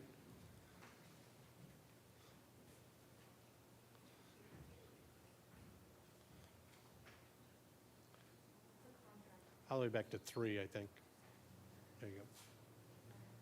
Mayor Rouse, Councilmember Jordan, the contracted positions we oversee are not on this organizational chart. Okay. This represents individuals within our programs. Okay, So still pursuing, that's what I Yes, heard, though. yes. And then one of the comments I hear frequently is there's less and less books, which plays out in that bar chart you had since, say, 1920, or 2020, I'm sorry, the difference between fiscal year 19 and fiscal year 20. So who's using the digital? And I mean, again, this is an old person's question. You know, when I walk in there compared to when I used to go in there often, when the first set of kids were younger, there were a lot more stacks and books. And now when I walk in there, there's a lot of space. And I'm just curious, is today's user actually using more digital and not requesting paper? Or is it just so expensive, it's just not an option? So Mayor Rouse, Councilmember Jordan, everybody's using digital is the answer. Especially people who do not live within our service area. 30% of our budget's going to support our neighboring jurisdictions, but I'm going to let Ms. Weta deep dive into this one. Yeah, thank you, Mayor Rouse and Councilmember Jordan. We hear that from other people as well. And so one of the main reasons it feels like there's less books is because prior to the renovation of the children's library, all of those materials were on the main level. So a lot of people, if they don't have young children anymore, don't go downstairs and see the rows and rows of picture books and nonfiction books and early readers and middle grade novels and the parenting selection that is encompassed in that area now. So that's the main, like, very visual way. So we've only had a slight decrease in the number of volumes that we've been able to buy over the years. Additionally, prior to like 2016, we had an extensive Californiana collection on the upper level in our nonfiction, and many of those books found better homes and other more specialized facilities for research. We maintained all of our local Santa Barbara County local history collections to really focus on that, because that's what we're experts on here and what our main, impetus for having a local history collection would to be served just this county area. So those are two main reasons for that. And it feels like there's less books in the library, but in terms of the volumes of adult fiction and adult nonfiction that we buy, those haven't dramatically decreased over the years, but the rising cost and demand for digital content does chip into that every year, especially for the most popular titles. And as you said, who's reading the digital books? The most popular, bestseller lists, like the new Lincoln Highway, is going to have 3 times as many people waiting on hold or more on the digital copy versus the print book. So you're going to get access to those print materials much more quickly. We also changed a few years ago and now automatically renew books up to 5 times. And so people have a lot of materials checked out and they keep them longer because of that, until somebody places a hold on them, prompts them to return them. So those are some of the factors going into that. Thanks. I'm going to go home and Dana's going to say I called myself old twice and everybody nodded their head. So, Megan. So, yeah. It's disheartening to see kind of the downhill slide on revenues that you control just over the years. And so I'm just wondering, say the venue fees in particular, are you able to look at those, and at the end of the day, are those a true profit center? Are you just breaking even? Are you losing money? What are you doing there? Mayor Rouse, Councilmember Jordan, we haven't had ample opportunity to explore, due to COVID, how much we will be able to make on these new rents that we're charging. But I think that, our rental spaces are definitely on the uptick these last few weeks as everything's been reopening. So we are hopeful that the current spaces we have will continue to make revenue. We're hoping to keep the Faulkner Gallery open for business during construction to mitigate revenue loss there. And as Councilmember Friedman alluded to earlier, once we have our other spaces, such as the Faulkner redone to meet up with the outside new plaza, as well as the upper patio, those are all potential for future revenue sources for the library. Yep, and I'd encourage that. And then I had kind of the opposite. I was a little amazed that at the amounts you charge for art exhibits. So obviously, I'm not really in touch with what it costs to hang a painting on the wall in somebody else's building. But that looks to be pretty healthy in that the amount you're already charging, and you can put a fee on top of that. So it's pretty, frankly, I didn't know that you charged for that. I thought it was a community service. So, pretty cool there. Let me see if I just made any more notes. And I ran across who's using digital again, so I won't ask that one.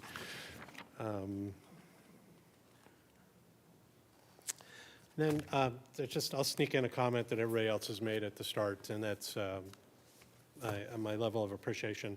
So I see Molly at neighborhood navigation centers. I see the van on the go at, I don't know, all kinds of crazy places. It just pops up.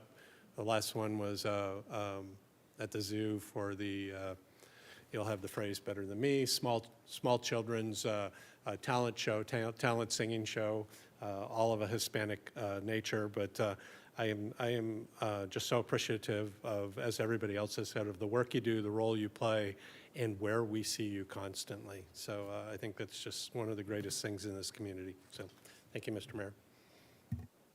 All right, very good. I just have one question. Is going back to the city admin fees, because of the Carpinteria situation, right? So is there an equal offset in your admin costs to offset that, or is that, in other words, you obviously are not dedicating that much money into administrative time and effort to CARP? Is there an offset where your FTEs, where they're able to be reprogrammed within your system? Mayor Rouse, no. For example, the Montecito Library costs us close to $250,000 to operate, and we're achieving just over $70,000 in admin fees. So we operate at a loss on the county So there should be libraries. kind of a net gain then by not, yeah, okay. Just kind of curious. I know how we program administrative fees or just something like that. Okay, very good. I just have one comment. I know that libraries are the de facto day centers all over the country and what they've become. I also have sat up here for a lot of years, in the community for a lot of years, trying to solve the security issues about libraries and the fact that parents sometimes have reservations about just dropping their kids off at the library, which is exactly what they should be able to do. And the Library Plaza design, in fact, was designed partly around that, speaking to that. So I'm a little, I don't want to get into it now. I'd like to dive deeper into the desire to do quote-unquote navigation there, whatever. I know you provide some incredible community services out of the library. I just want to take the pressure off the library to trying to be all things for all people all the time, because your work is important, but I think your work has to be focused and not everything. And so at some point in time, I'd like to get a better understanding of how that universe is going to work. Mayor Rouse, we welcome that. Thank Okay, you. very good. We will go to public comment on the issue, and I have some speaker slips here, starting out with Ann Howard.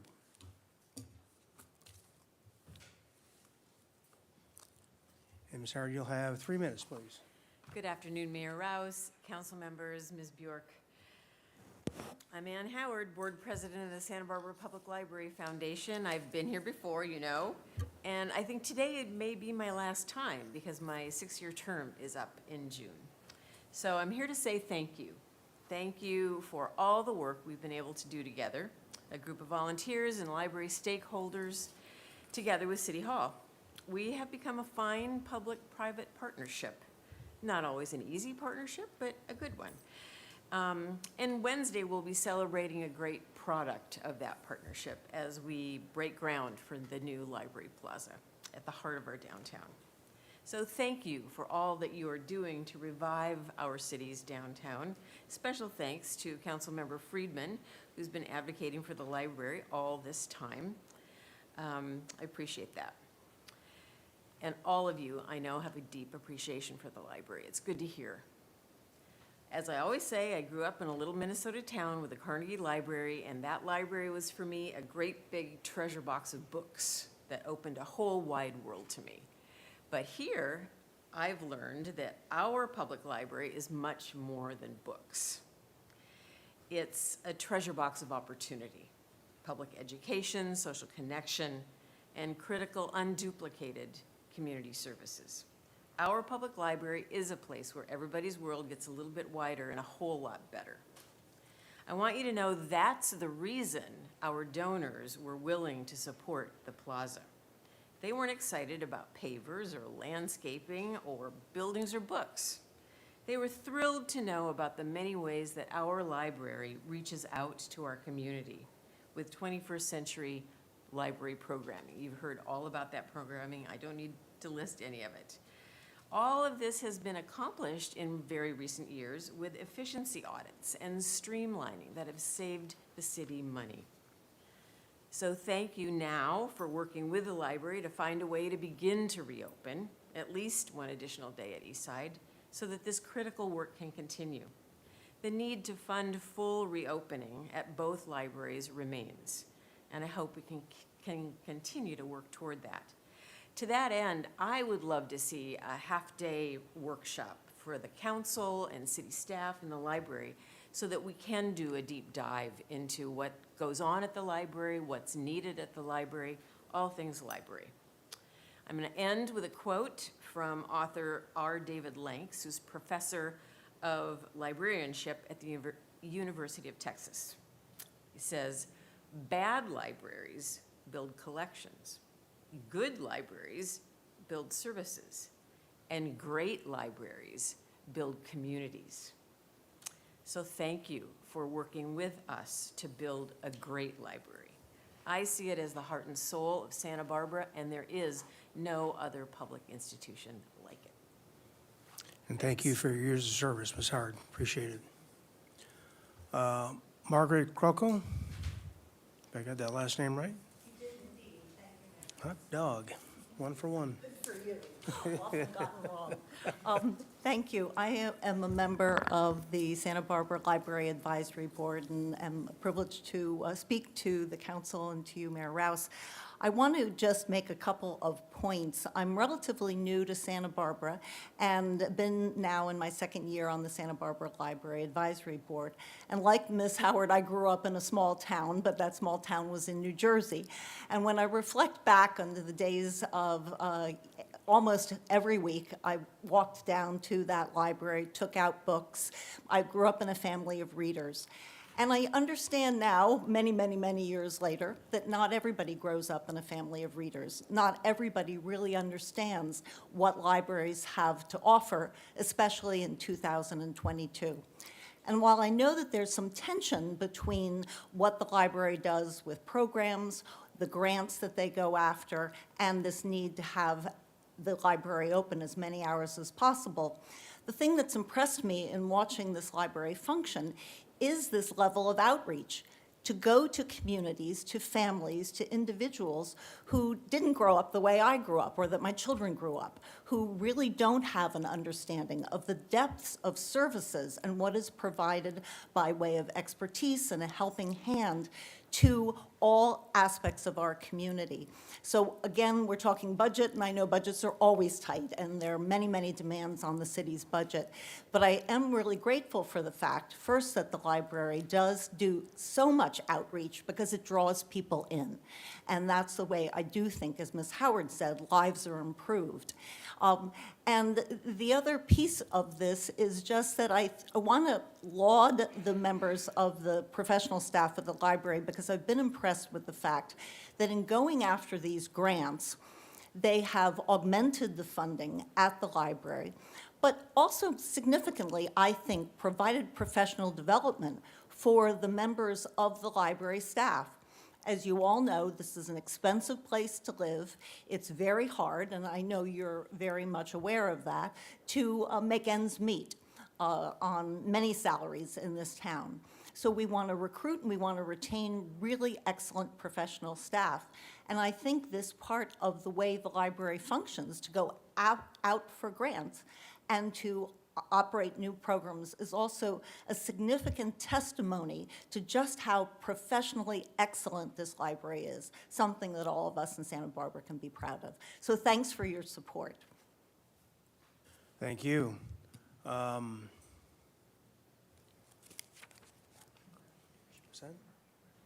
Oh, Barbara Cronin Hirschberg?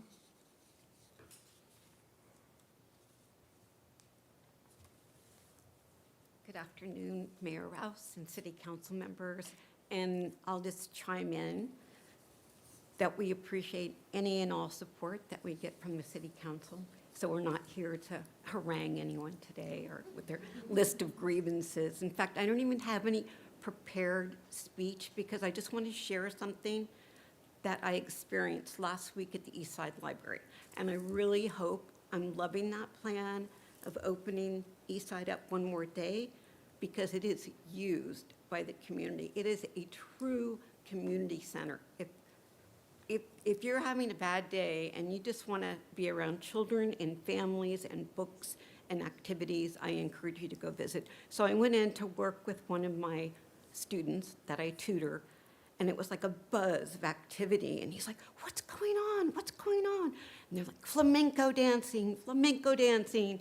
Everybody come into the Martin Luther King room for flamenco dancing. And a local dance studio, the library got a grant, of course, to bring in dancers. The youngest one was 4 years old, and her mother was standing proudly in the back of the room. She had a little meltdown beforehand. She started crying, I can't do it, I can't go out there by myself. But they encouraged her. And the kids were just like riveted. And more people kept coming in. They were like streaming through the doors, and babies and grandparents. It was, I'm a dancer too, so it really spoke to me. But then after that, they said, we're not done yet. We're going out to the patio for an activity. And it was to make a family tree. Yeah, a tree, and then you put the names on it. There were so many kids there participating. The librarians were running around, like cutting out more things, running off more things, and I'm a retired teacher, so I'm like, okay, let me help. And anyway, it was just, that's the way the library should be. It's not just about being open 7 days a week. And I like all the conversation I'm hearing about that the library shouldn't be the one place in the city where people can go to get out of the weather or feel safe or use the restroom or have technology. We're not the only big city. There must be some other solution, seriously, because it's never going to change until there is some other solution. Okay, thank you for your time. Thank you. Lauren Trujillo.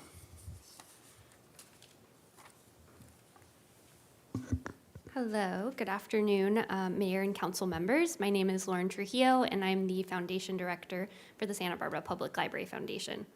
I'm here today to also thank you for valuing our public library and recognizing the important services that the library provides to fill the growing gaps in our community.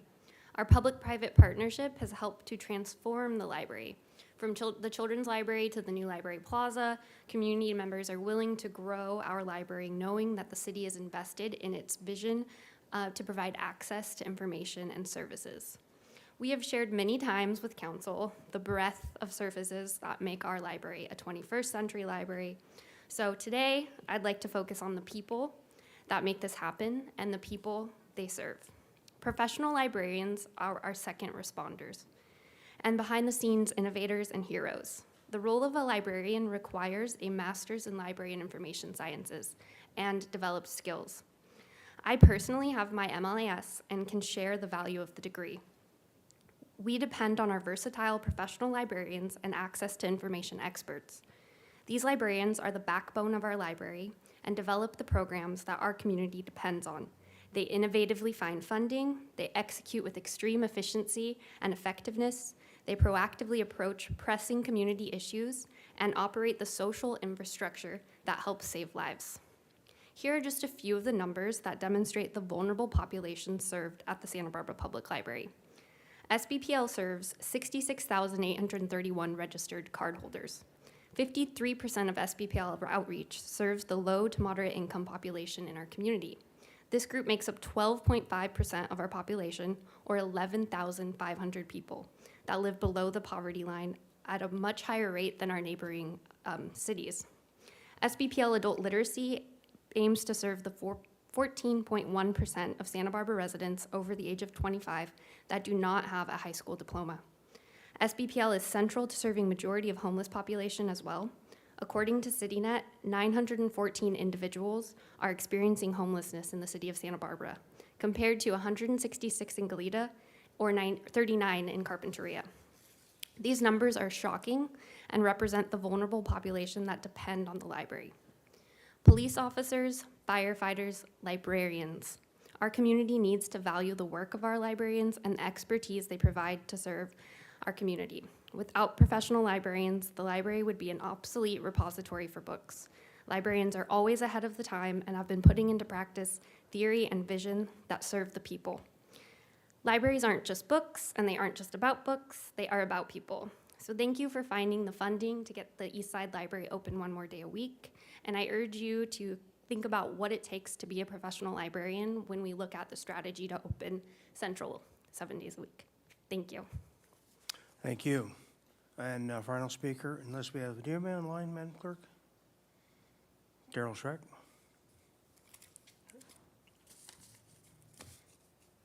Thank you. Daryl Schreck will be our final speaker. Thank you, Mayor Rouse and Council. My name's Daryl Scheck, Executive Director of SEIU Local 620, representing many of your fine staff here at the city, including the library and the airport, both invaluable functions to this city. And I'm here today to remind you through these special budget meetings that our members expect you to make them a priority going forward. Our members are still suffering through the highest inflation in 40 years at 8.5%, and have also been hit with the double whammy of historically high housing costs. And our members that work in the library are being priced out of the city and even its suburbs. The city's sitting on an unprecedented amount of funds. The time has come to prioritize your city staff and balance in a wage increase that allows them to have a fighting chance of keeping up with the steady drumbeat of rising costs.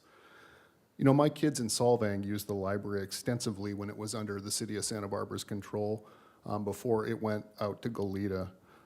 You know, the importance of the libraries cannot be understated. You know, approximately 50% of those that we represent in the general unit are covered by enterprise funds, which the city finance directors own by his own admission are healthy. And as the economy recovers, transient occupancy tax and sales tax are rising and property tax remains strong. And if you're not prepared to provide an increase commensurate with the cost of living to city employees now, when would be a better time? The time's now, and conditions aren't going to get any better than this.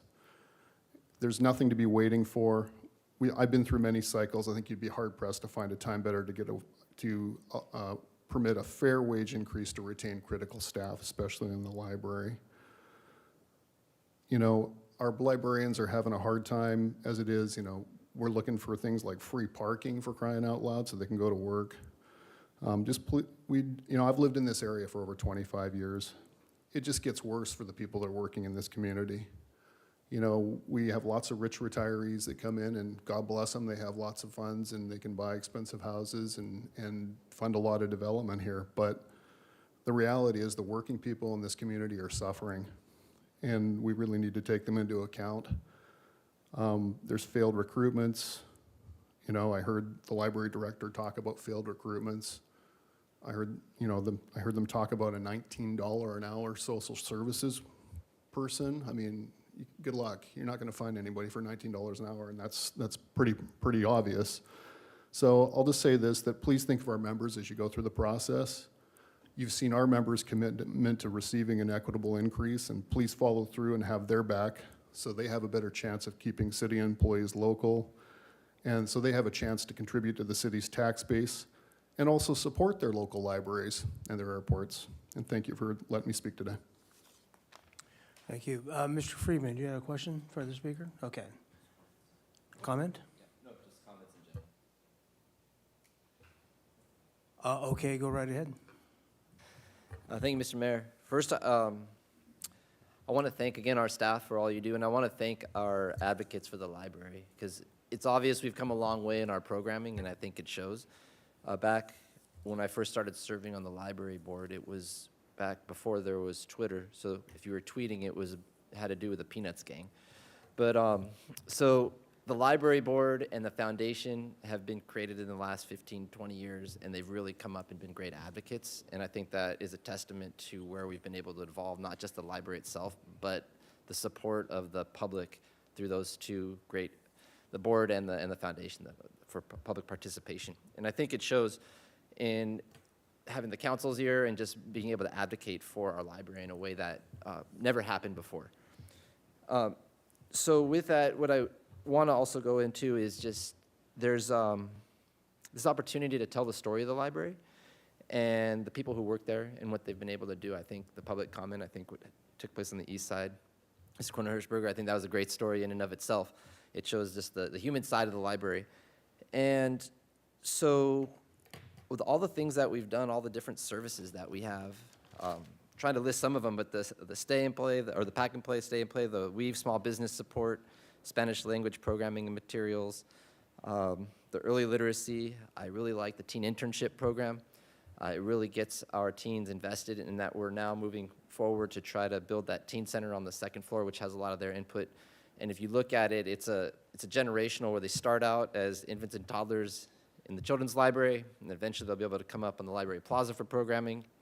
And then when they're teenagers, go to the upstairs. It's a whole cycle for their entire childhood and their families as well. It's going to be outstanding when it's all done. And then I really like the change to the family literacy librarian, because as we've seen in our schools, literacy it's the defining factors of, I think, the success in our school system is whether or not our children are able to read, and that will go on for their entire life, where economically, socially, everything is so tied into literacy, and that we are looking at working with the school district to improve those outcomes. So I really want to thank our staff for that. And just in general, the partnerships that we have. So, interest of time, I'm going to focus on three things, Ms. Bjork, that I think we could bring back as part of the final budget deliberations. I think you do need some recommendations. That's actually so the first is I just want to put on the record, I support the new fees that are being proposed. I think they're reasonable and they cover a lot of different things, so I'm supportive of what the staff has proposed. So with the ARPA, I am supportive of getting the east side open with that 0.8 position for the 3 years. I think it's important. I know the discussions we had, Ms. Caliente and Ms. Bjork, that having that stability for 3 years will get us, improve the ability to recruit for that position. And so that will give the stability for the services on the east side that the library provides. In addition to that half day, I didn't realize it was a few more hours on Thursdays. So I'm supportive of that proposal. And the second half of it, which is the remainder going back in the general fund, I would prefer that it goes back into the general fund. I'll see what my colleagues have to say. Not necessarily the downtown parking, because we could always shift that later if we needed to, but one of the reasons, as Mr. Scheck brought up, is we need to pay our staff. And so that is an opportunity to go into the general fund and really look at the ability to improve our compensation for our staff, our librarians and others who are compensated through the general fund. So I think it's an opportunity to really help with that issue that we have right now, and using those funds to go back in the general fund. It just gives us more of a ability to do that. The second part is that Ms. Howard brought it up, and she must have been reading my mind, so about doing a deep dive with the library and really understanding at a special meeting. And my understanding is that Mr. DeMartini, our finance director, we are having the finance committee really look at a lot of different work plans on the structure, the fiscal structure of the organization as a whole. And there are many things we're going to be looking at over the coming year. It's something we haven't ever done at the city, to my knowledge, this deep of a dive with the finance committee. And I would like to add the library as one of the special workshops. We can figure out the timing of it, but I really want to understand the revenues, the expenditures. I want to understand the grants, the programming, and then eventually how can we get to a place where we are maintaining and expanding our programming, but also expanding the hours so we can get to that place. And it'll take us some time to get there, but we have to start asking those questions. And so I think that as we're going through the city as a whole, this is an opportunity to do that with the library, and also look at everything, the capital, how we can maximize revenues with capital investment in there through the use of our facilities to a greater extent. And then the last thing I have is the issue of the social services worker. I appreciate the response, Ms. Weta, that you gave, because I think it showed the balance there of the model that you're recommending serves much more than just homeless individuals. There are seniors, there's others who are struggling that can be served, and you can serve a far greater number. And so I would say I'm comfortable going forward with that model. But I do have concerns overall that it could get into, through word of mouth or whatever, it could become a day center. Not necessarily, but more people would come there. So I think as we go through that, maybe we can discuss it at the finance when we do that. But I really want to understand who we're serving, and then also with that program to just keep some metrics as we get there, because I think we need to support you as staff, and we need to make sure we're doing it right and not increasing the issues that you've been dealing with, but finding a way to manage them efficiently for all of you as staff. So, but I think you articulated that in your opinion, in your expert staff opinion, and what you see every day, that is the model that you think will help you, so I trust your judgment on that, so going forward. And that's all I have. Thank you. Thank you. Ms. Sneddon? Thank you, Mayor Rouse, and thank you again. I think when Ann Howard said that the library is a treasure box of opportunity, I just loved that, and I think it really summed up all that the library does. I mean, it isn't just a place, and I think you made that really clear in answering the questions today, and I appreciate that. You meet people where they are, and I think a big part of that is going out into the community, building community, very supportive of Library on the Go and all the places that goes, and the literacy programs in particular. You need support, clearly. I mean, you have positions that are left vacant, you have funding constraints, and it's clear to me that with the structural changes that you don't have the support that you need. So I just want to encourage to really clearly lay out what's really needed to be able to bring the library fully back. I think you have the support here. I'm happy to hear you continuing to pursue the embedded social work clinician in whatever format. I agree, it doesn't need to be a neighborhood navigation center, and I think the role of CityNet at this point, they have workers out in Library Plaza, Museum Plaza area there too, because it's already a bit of a magnet, and I think you need support. So whatever that position needs to be alleviating staff so that you can do the work that you're doing and the community can be served, I think just continuing to work on that. And I mean, I think it does clearly need to be paid more for that position. So I think just being really clear on that, but I don't want you to give up, and I don't want that to just be left vacant for other reasons. I think it's really important to get the description right, the pay right, whatever it is, to not let go of that. I'm really supportive of focusing on the East Side Library, keeping those doors open, increasing those hours first, and it seems like that's the direction you're taking. I love what you're doing for teens and for seniors. I mean, you're building up community members who then contribute further to community, and it's just a training ground for all that kind of good work continued in community building. Yeah, I just, on a separate note, I have enjoyed the Library of Things. That is such a new, fun thing, and I know I shared already that I checked out the induction cooktop, and we had a lot of fun with that, and I encourage people to check one out. But just what a neat idea that as you're so progressive in the offerings and what's available, and for all ages at all stages of life. And I think you're truly fulfilling your mission of building community. I will say that through that, I think that balance of programs, open doors, I'm just going to say, I mean, I know this takes money. We already pay for this out of general fund, but you know, I want the doors open, and I want programs, and I want the community building. So I know that it's a heavy price tag, but I think it's one that builds the whole community and is worth it. So to summarize there too, I support the new fees as Councilmember Friedman, supporting the use of the ARPA funds for the additional opening times of the East Side Library. I'd like the $600,000 not to be automatically put back to the general fund, but maybe redistributed, and we could look at that at our final budget recommendation so that we could maybe at least see or approve, because it is from ARPA funds, that 600,000. And I support the deep dive to look in more how we can support. So in any kind of restructuring, I'm concerned about the positions that are left open, and as we're opening hours more, not having the support staff just makes more work for already all of the work that you're doing. So I'm concerned about that, continue to be concerned about that. And I hope you don't misinterpret my questions about the budget. I just needed to get the lay of the land. Thank you so much. Mr. Jordan. Thank you, Mr. Mayor. Ms. Howard does the best quote I ever heard about a library. I tried to write it down really quick, and Mr. Friedman should be really annoyed that somebody came up with that quote before him, knowing some of his quotes, right?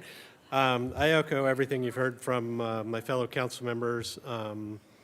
If you need another 2 cents on the fee increases, I say yes, and I say continue to move as fast as you can. So those are profit centers rather than just services, because I think the competition out there is pretty fierce for space, particularly in the downtown area, and so you should leverage that. Like everything I've heard on the east side and the use of ARPA money there, I also welcome the welcoming to get into a deep dive session to hear more about really what the library does on a person-to-person basis.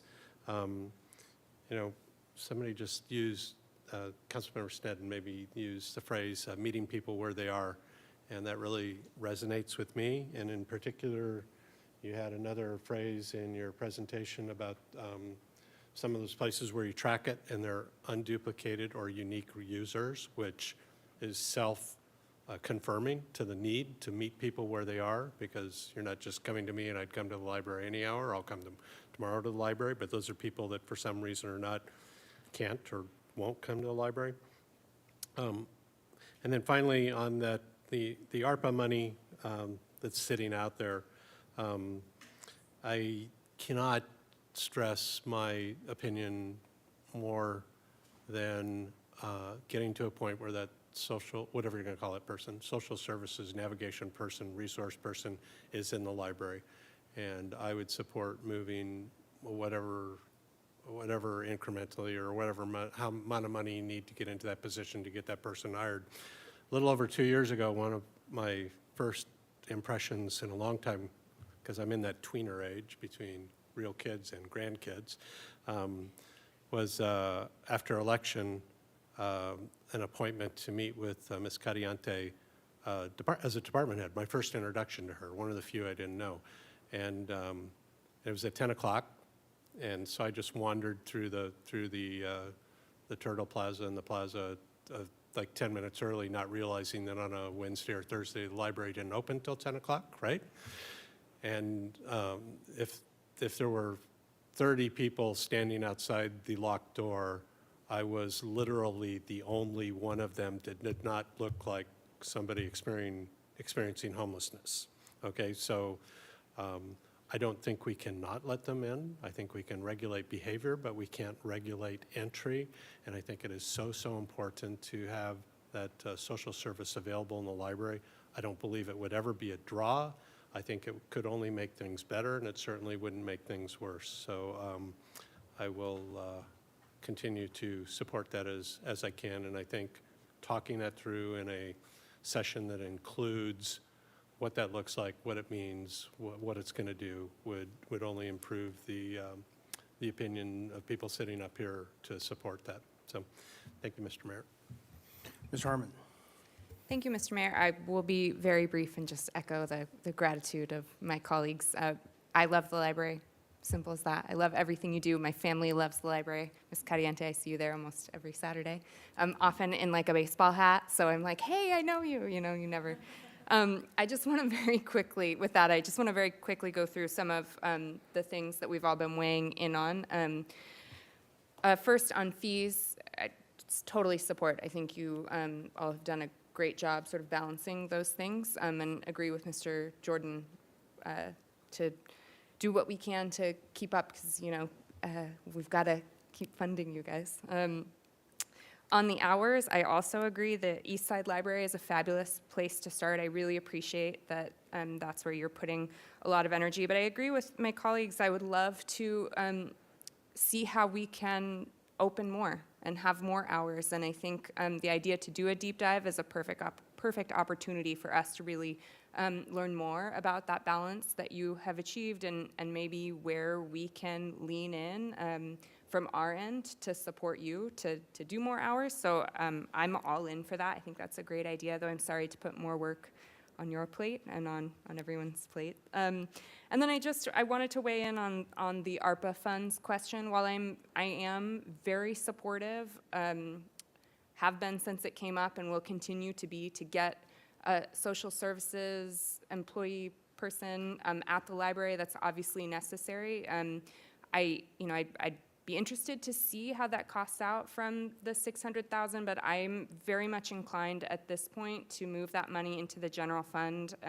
I would like to see it go to the general fund, not to downtown parking, for the reasons that Councilmember Friedman identified. We've got a lot coming at us right now, and this is just the first of many presentations, and to me, the thing that is being spoken by some of our public commenters and colleagues that we've got to keep in mind through every decision that we make through this process is just the how we keep and retain our employees, and that's by offering them fair contracts. So to me, I think when this money is here, it's really imperative that we put it in the general fund to use to keep people here and keep them being able to afford their rent and get some parking and all that good stuff. So that's my 2 cents on those, and thank you again, really. Mr. Gutierrez. Thank you, Mr. Mayor. I want to thank my colleagues for expressing their thoughts and opinions about this, and thank the library staff for everything that you do. I want to thank Ms. Trujillo for highlighting the qualifications and the high standards that librarians have. It's really impressive, and I'm appreciative of what experienced and qualified staff we have at the library. And yeah, I too grew up going to the library and volunteered there, and it was really a literal escape for me and my friends sometimes. So I'm grateful for the efforts that you all are doing to continue that, and you have my support. Thank you. All right, very good. That seems to be it. So thanks very much to Ms. Caliente and the staff and the library board, of course. And it's time for the next item, which I believe is the airport. And Mr. Mayor, that is the same council item. Right. I'm just looking for the airport guy.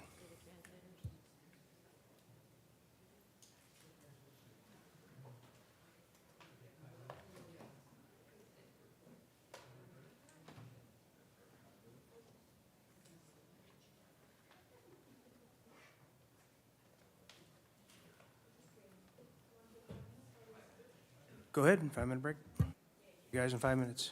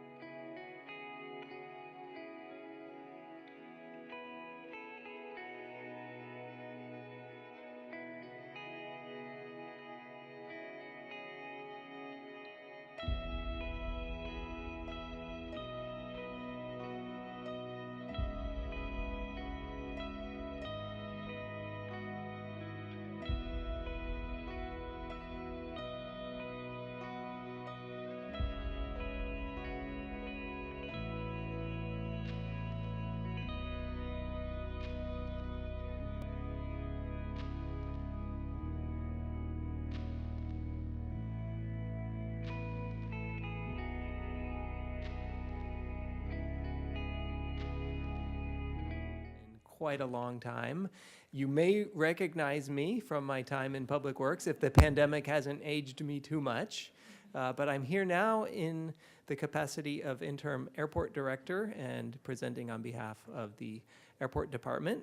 Here with me this afternoon on my left is Jonathan Abad. He is our airport business manager. And to my right is Bob Dixon. He's our properties manager. I have some other staff who will be coming up as we go through our presentation, and they'll get introduced as we go along. Next slide, please. Just a brief outline for today. Hoping it will be about 30 to 40 minutes, just to give you an idea of how long this is going to take. But I'm going to go first just with the department overview and highlight where we've been with the pandemic and how we've come out of that in our recovery. And then you'll hear from key leaders in each of our different program areas who will provide some highlights. And after that, I'll turn it over to Jonathan, who will do the budget portion, the second half of our presentation. Next slide, please. Airport Department, we operate 24/7. We are considered a small hub airport, and that's based on the number of commercial airline passengers that we have.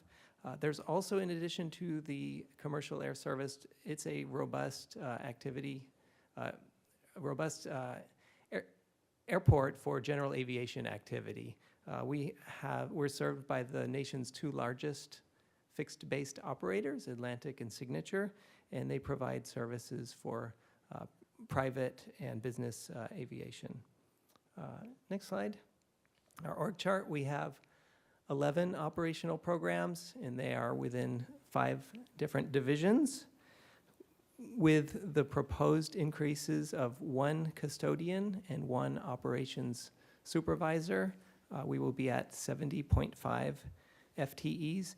In addition to those FTEs, we also contract with the fire department, who provides 9.9 FTEs out at Station 8, or the airport fire station. And we also contract with the Public Works Department, who provides 2 staff who are located at the airport department, and they support our capital programs. Next slide, please. This chart kind of gives a detailed overview of revenues and expenditures, not counting grants and not counting capital expenditures, because that introduces volatility. And the point of this is just to kind of show the trend over the last few years and then where we think we're headed coming out of this pandemic. You can see here that we have 4 key revenue streams: commercial, industrial. These are all leases. The airport owns a lot of property, mostly on the north side of the airfield, kind of on both sides of Hollister Avenue. And so that lease revenue is, as you can see, it's been growing steadily each year at roughly about 4%, which is what is typical in that area. The next key revenue stream is called non-commercial aviation, and this is our general aviation activity. The revenue here mostly comes from our agreements with the 2 FBOs, with Atlantic and Signature. There's also some revenue associated with the activity that they have that comes from fuel sales and from landing fees. And you can see on that revenue stream as well, that has continued to grow throughout the pandemic. That industry has done quite well, even in spite of the pandemic. And then the next 2 are a little trickier.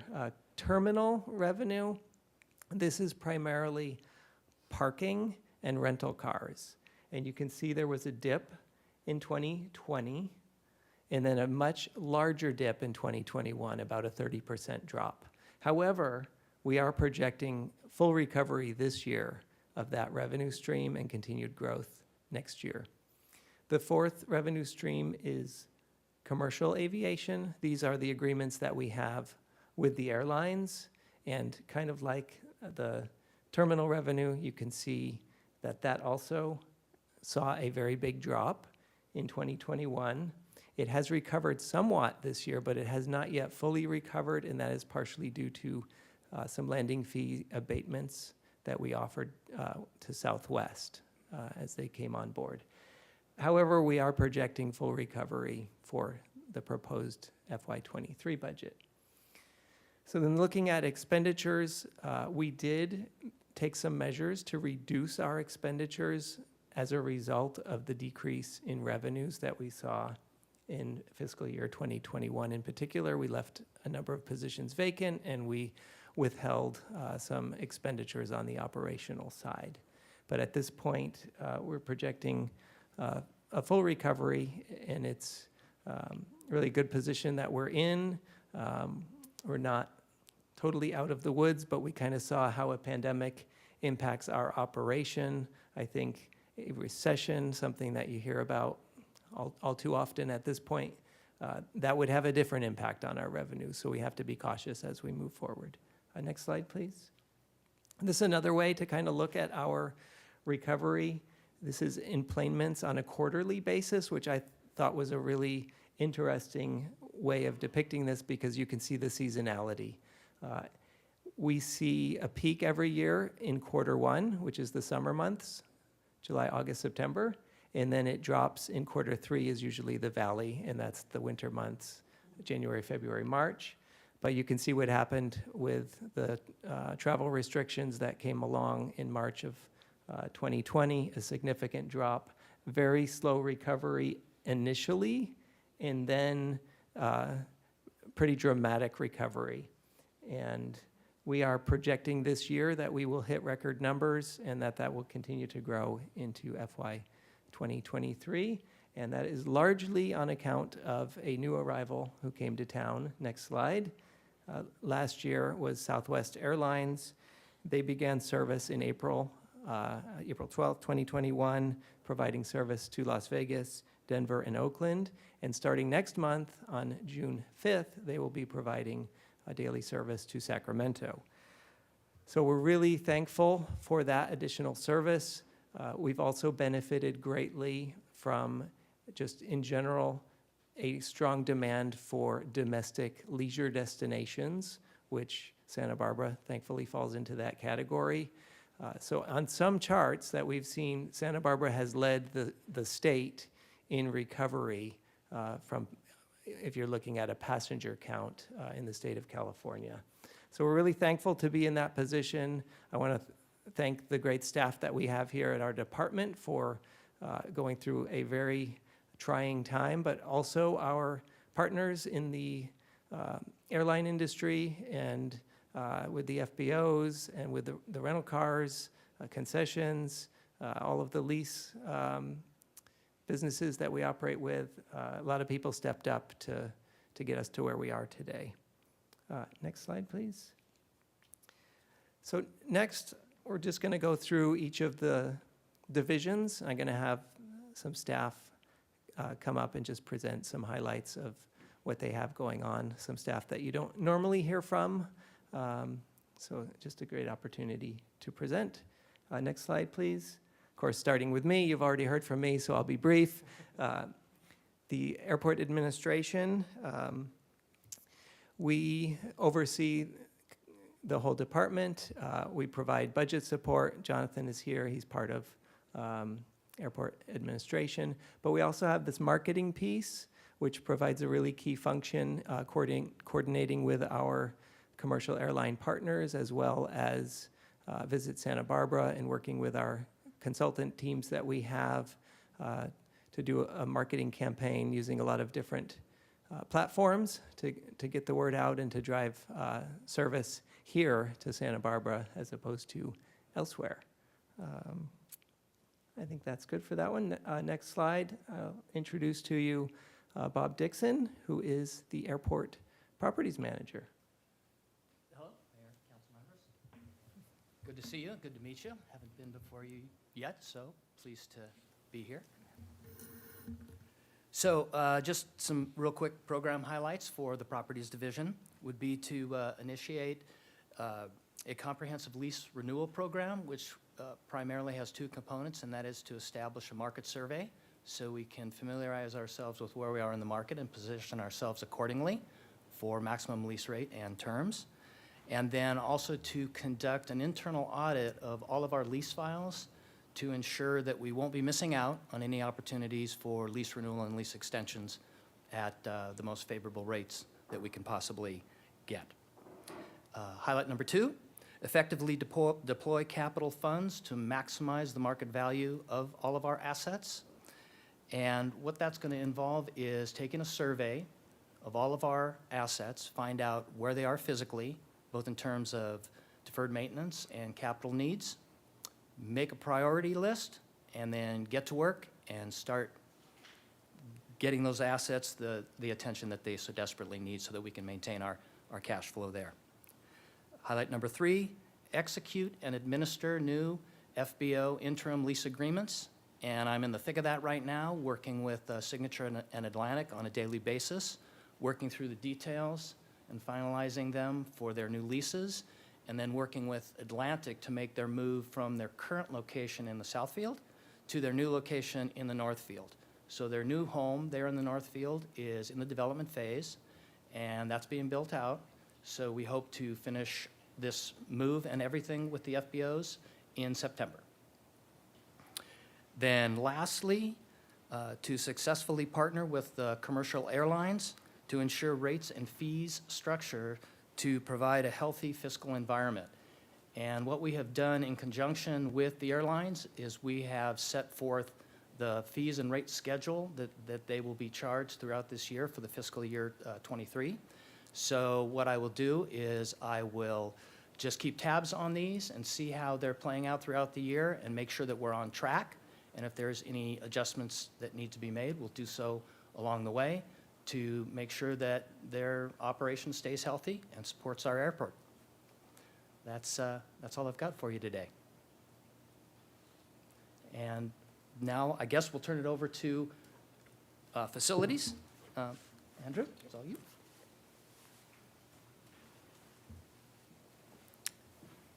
Mr. Mayor and City Council, thank you. Andrew Bermond, Facilities Manager. I've worked at the airport off and on for a good 14, 15 years, and I'm happy to be here in my current capacity representing your 24 maintenance and custodial workers out at the airport.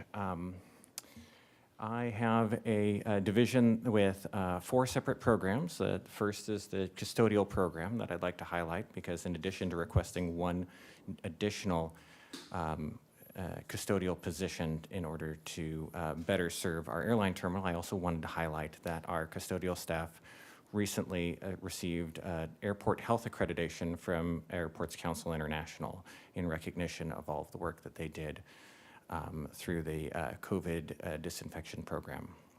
And so I want to celebrate that, but also point out that a lot of these things that we did as an interim emergency measure are becoming our new normal. And in order to sustain that in the long term, especially as we have more flights that go into the evening, having an additional position would be critical.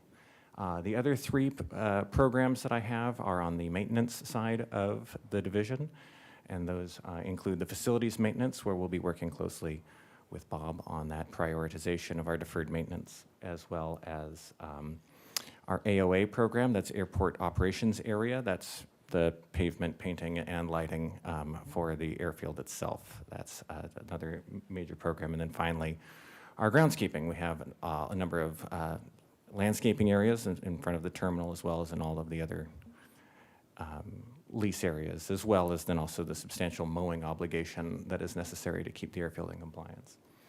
And that sums up the facilities division. I'll move on now to airport operations, which Captain Spurlock will present about.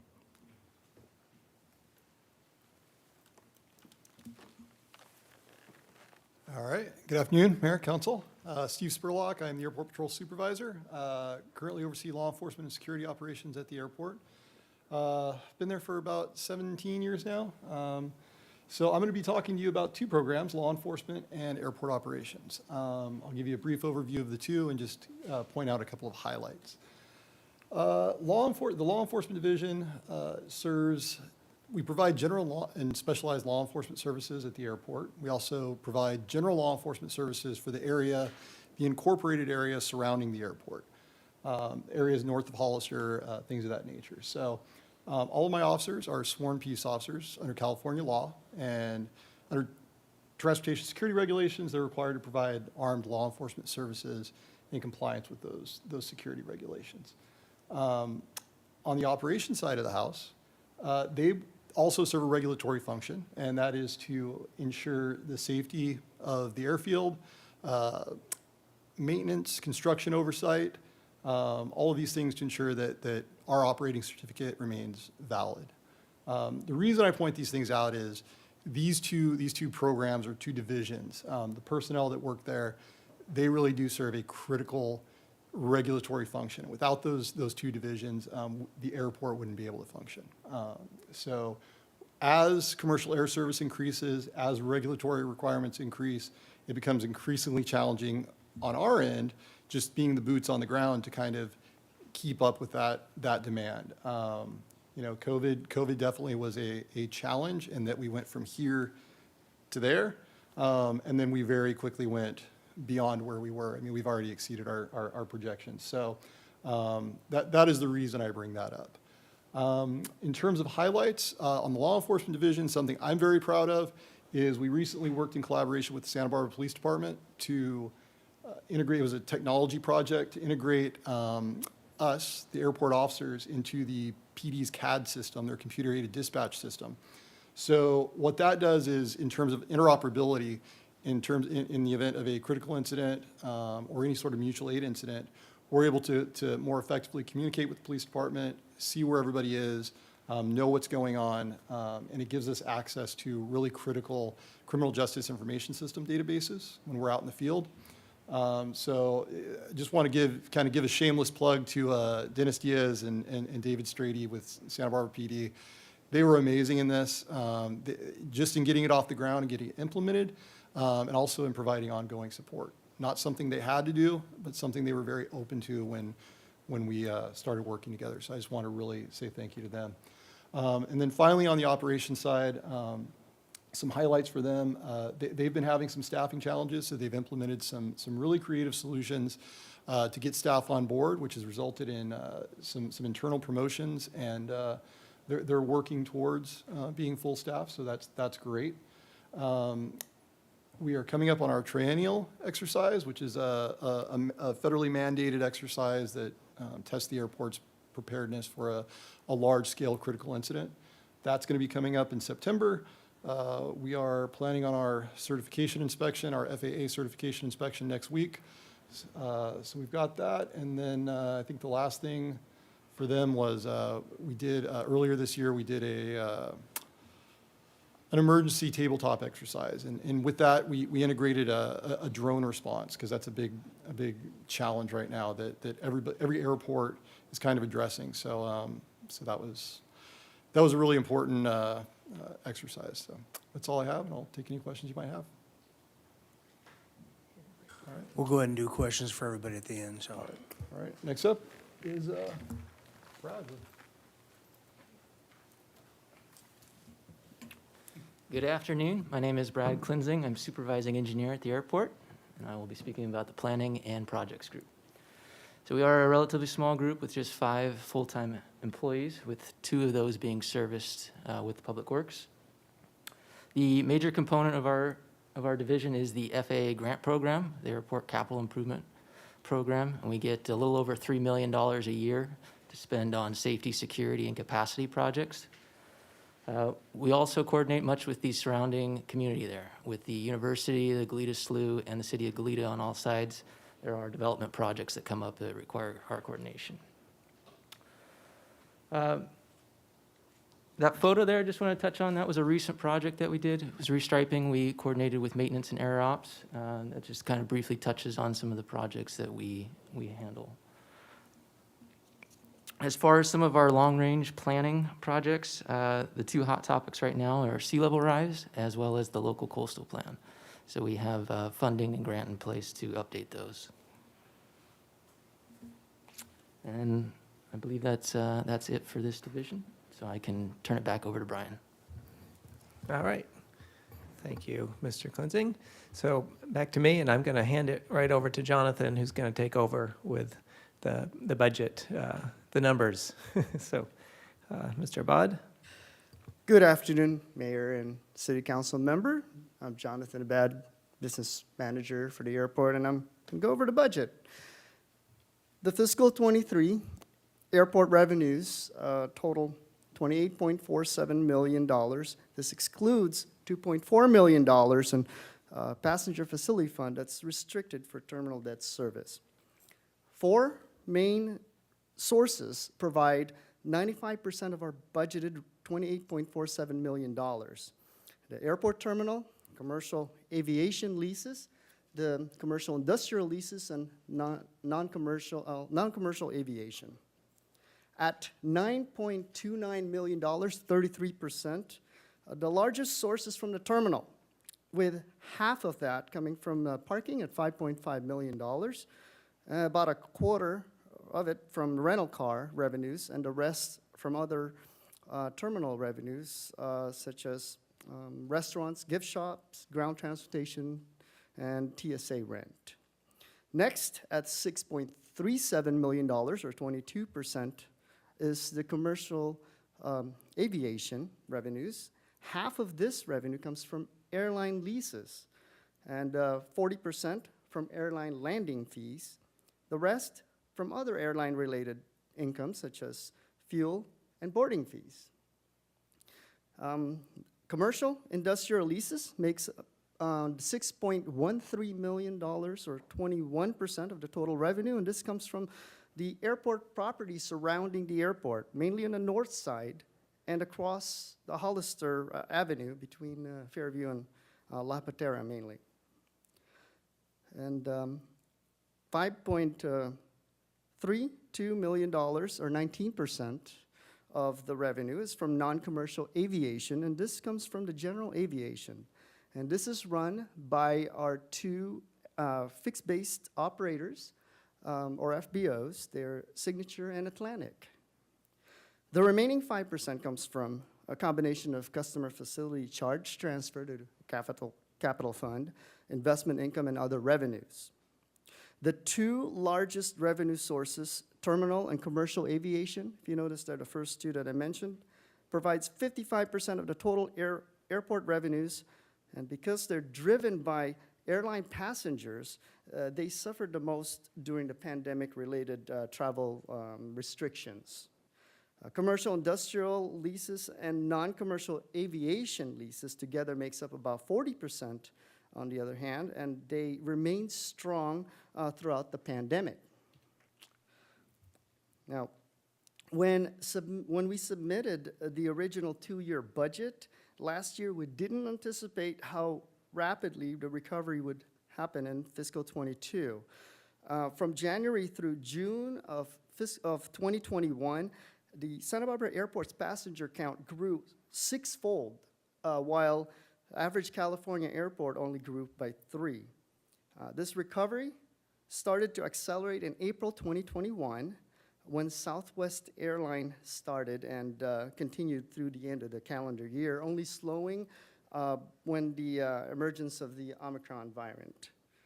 Now, accordingly, we've adjusted our revenue forecast here by approximately $800,000 from our original two-year plan, and an additional $1 million in adjustment in the CFC, customer facility charge, and that's just a delay of the implementation from fiscal 22 to fiscal 23. And that's to fund the half of the Southfield development project. The airport has $30.23 million in total annual budgeted expenditures under 3 main fund groups.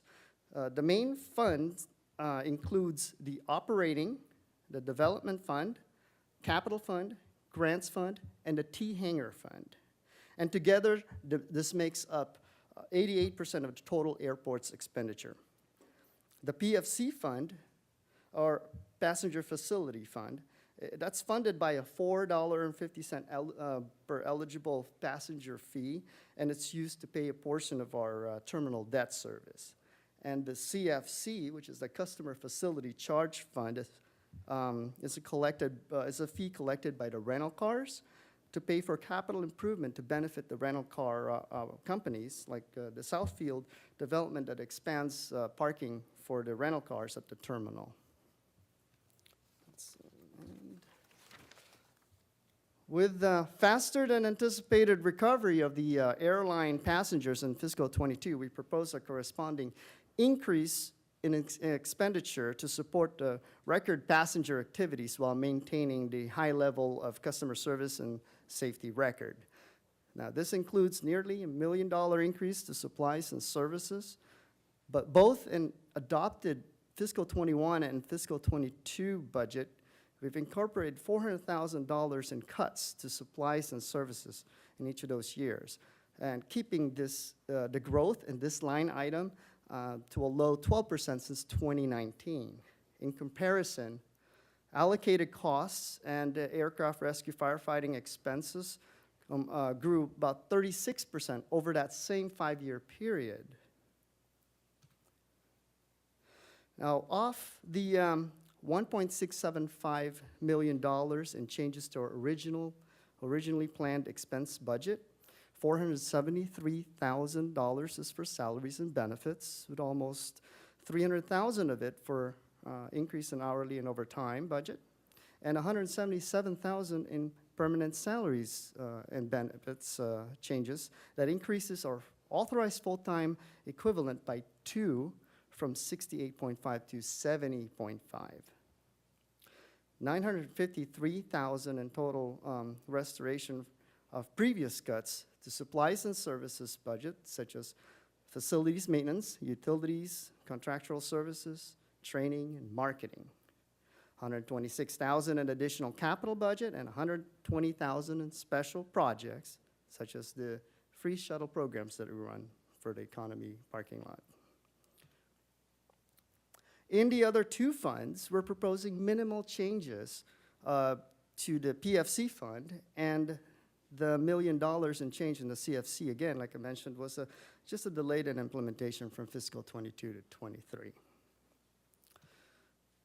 So combined, we are anticipating a $1.84 million in total surplus budgeted, in the airport department. $1 million of this is in the capital fund, which comes from the customer facility charge, like I mentioned, to fund half of the Southfield development that's already been appropriated last year.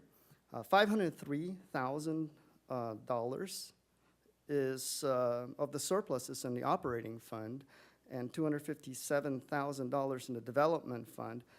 That's actually about half of the revenue we currently get in the 6100 development currently, and we're setting that aside for maintenance and phase 2 development. $54,000 surplus in T-Hanger fund and $24,000 in the CFC. Now we're going to go over capital programs. Okay. In the airport capital, we're proposing $546,000 in budgeted project expenses on FAA-funded projects in fiscal '23. Much of this represents about the 10% airport share towards the airport improvement program. The FAA funds the other 90% of that. The spike around the fiscal '26 that you'll see there is when the taxiway H and terminal expansion construction's planned to begin. $800,000 is budgeted for major ongoing maintenance and projects, such as properties, terminal, pavement improvement, for a total of $1,346,000 in budgeted capital for fiscal '23. Now we're going to go over some fee changes. The proposed fee changes for parking includes a 25-cent increase to hourly rate after the first hour, and a $2 per day increase to overnight parking in all 3 of our parking lots. This will support increased cost, minimum wage rising over the past 5 years, and shuttle rental costs that increased quite a bit. And also the anticipated upgrades that we've planned for the parking equipment to accommodate reservation, e-reservation system, increased automation, and some added new auto pay features. Upon review of the ground transportation program, we're proposing to update the permit fees for the first time since they were introduced, with an added daily permit option, a new per additional vehicle fee, and a new permit replacement fee to reflect the true cost of administering the program. There's also the pickup and drop-off fees that were proposed to increase 25 cents to those vehicles that carry less than 10 passengers, 50-cent increase to vehicles that carry 10 to 24, and 75 increases to those that carry over 24 passengers. Now we're going to talk about the reserves. The airport currently has $14 million in total reserves as the beginning of fiscal 22. $10.4 million of that is in the operating fund, $5,700, which $3.7 million is available above policy requirement. Now, the operating fund began, like I mentioned, at $10.4 million in reserve, and we're projecting to add another $2.7 million in fiscal 22, and that'll get us to begin fiscal 23 with about $6.3 million in above policy reserves. And the recommended budget includes about $503,000 increase the reserve in the operating reserves in fiscal 23. And at around 3% and forecasted annual revenues and expenditure growth beyond fiscal 23, we should be able to maintain this healthy level of $3 to $6 million in above policy reserves annually to help us through any unanticipated events and planning to fix up all our properties there. Now, when we originally developed and submitted our fiscal 23 revenue budget back in February, we had limited data only through January, and that January is when our passenger count had fallen 33% due to Omicron's COVID spike. So we forecasted conservatively, but in February and March, we saw renewed passenger recovery of over 20 and 30% monthly increases, boosted some revenues like parking and rental cars. So we're adjusting those up for the budget adoptions, as you can see there. And we've also since have staffed up our properties division. And this allowed us to make better assessments of our commercial, industrial, and non-commercial aviation revenue forecasts by factoring better trend analysis and physical conditions of the properties, leading to some downward adjustments of these revenues from status quo. And as a result, we're proposing that to allocate that $502,768 anticipated surplus that we were budgeted in to balance the operating fund budget with better revenue forecasts and an addition of a half FTE. And this is to bring a half-time position in our facilities planning development division to a full-time, bringing our full-time equivalent in the airport from 70.5 to a full 71. Now, a couple of weeks ago, on April 20th, the Airport Commission recommended approval of the Airport Department's fiscal 23 budget and changes to parking and ground transportation fee schedule, and we asked for you to do the same in the adoption of the budget later in June. And thank you for your attention, and we'd be glad to answer questions. Very good, thank you. Questions from council. We'll start with Mr. Jordan. Thank you, Mr. Mayor. I have no idea. I'll just look at you, Brian, and you can pass it off. Can you talk about any long-term plans for the Hollister corridor improvements and where they can or can't be made? You're sitting on healthy reserves to use even just as a loan to yourself, and some of the facilities out there are obviously like right at post-World War II. What is the plan out there? Right. Mayor Rouse, Councilmember Jordan, there are a lot of opportunities to invest, to deploy those funds, and we would be looking at, the opportunities that can drive future revenue growth, kind of prioritizing that. And we haven't yet developed a game plan, and now that we've staffed up this properties division, that's one of the things Mr. Dixon will be working on. But some obvious opportunities that I see there are continuing the build out of that 6100 Hollister light industrial complex. That's been very successful. That's been generating positive income for us, and we can combine those funds that we've generated plus some of the surplus that we have to finish building that out. There are still some vacant properties, so there's opportunities there. And then, of course, we do have a lot of properties that could use some attention, could use some reinvestment, and we'd be looking kind of at what the status is of current leases to see when it would make sense to invest funds into some of those properties to try to get them to a higher grade so we can generate a little bit more revenue out of that. But we'd be working closely with the existing tenants who are in there to try to figure out timing on that so we're not unnecessarily displacing folks. But certainly a lot of opportunities, and we need to do some work in the year ahead to prioritize and plan and make informed decisions based on future revenue growth. Okay, welcome aboard, Mr. Dixon. So other than the obvious or not so obvious, maybe to the naked eye, hopscotching you had to do in places where you just can't build, is there anything that prevents you from significantly increasing your revenue as a landlord not related to airport operations with the land you have? I don't think so. Okay, so I mean, it's a great problem to be in, sort of, right? It's only money and time.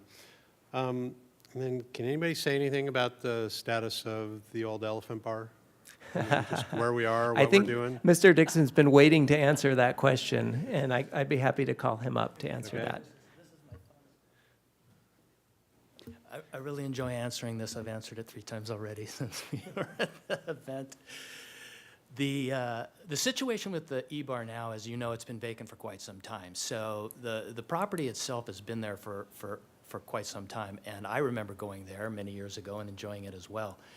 The problem it faces is some functional obsolescence to begin with, and also because of the new development in Goleta, it's a really, really hard place to have a functional restaurant. I think that the last operator was a little bit underfunded in terms of management expertise as well as some financial funding, and so I think that's kind of why it didn't make it. However, in the end, it is smack dab in the middle of the FBO redevelopment.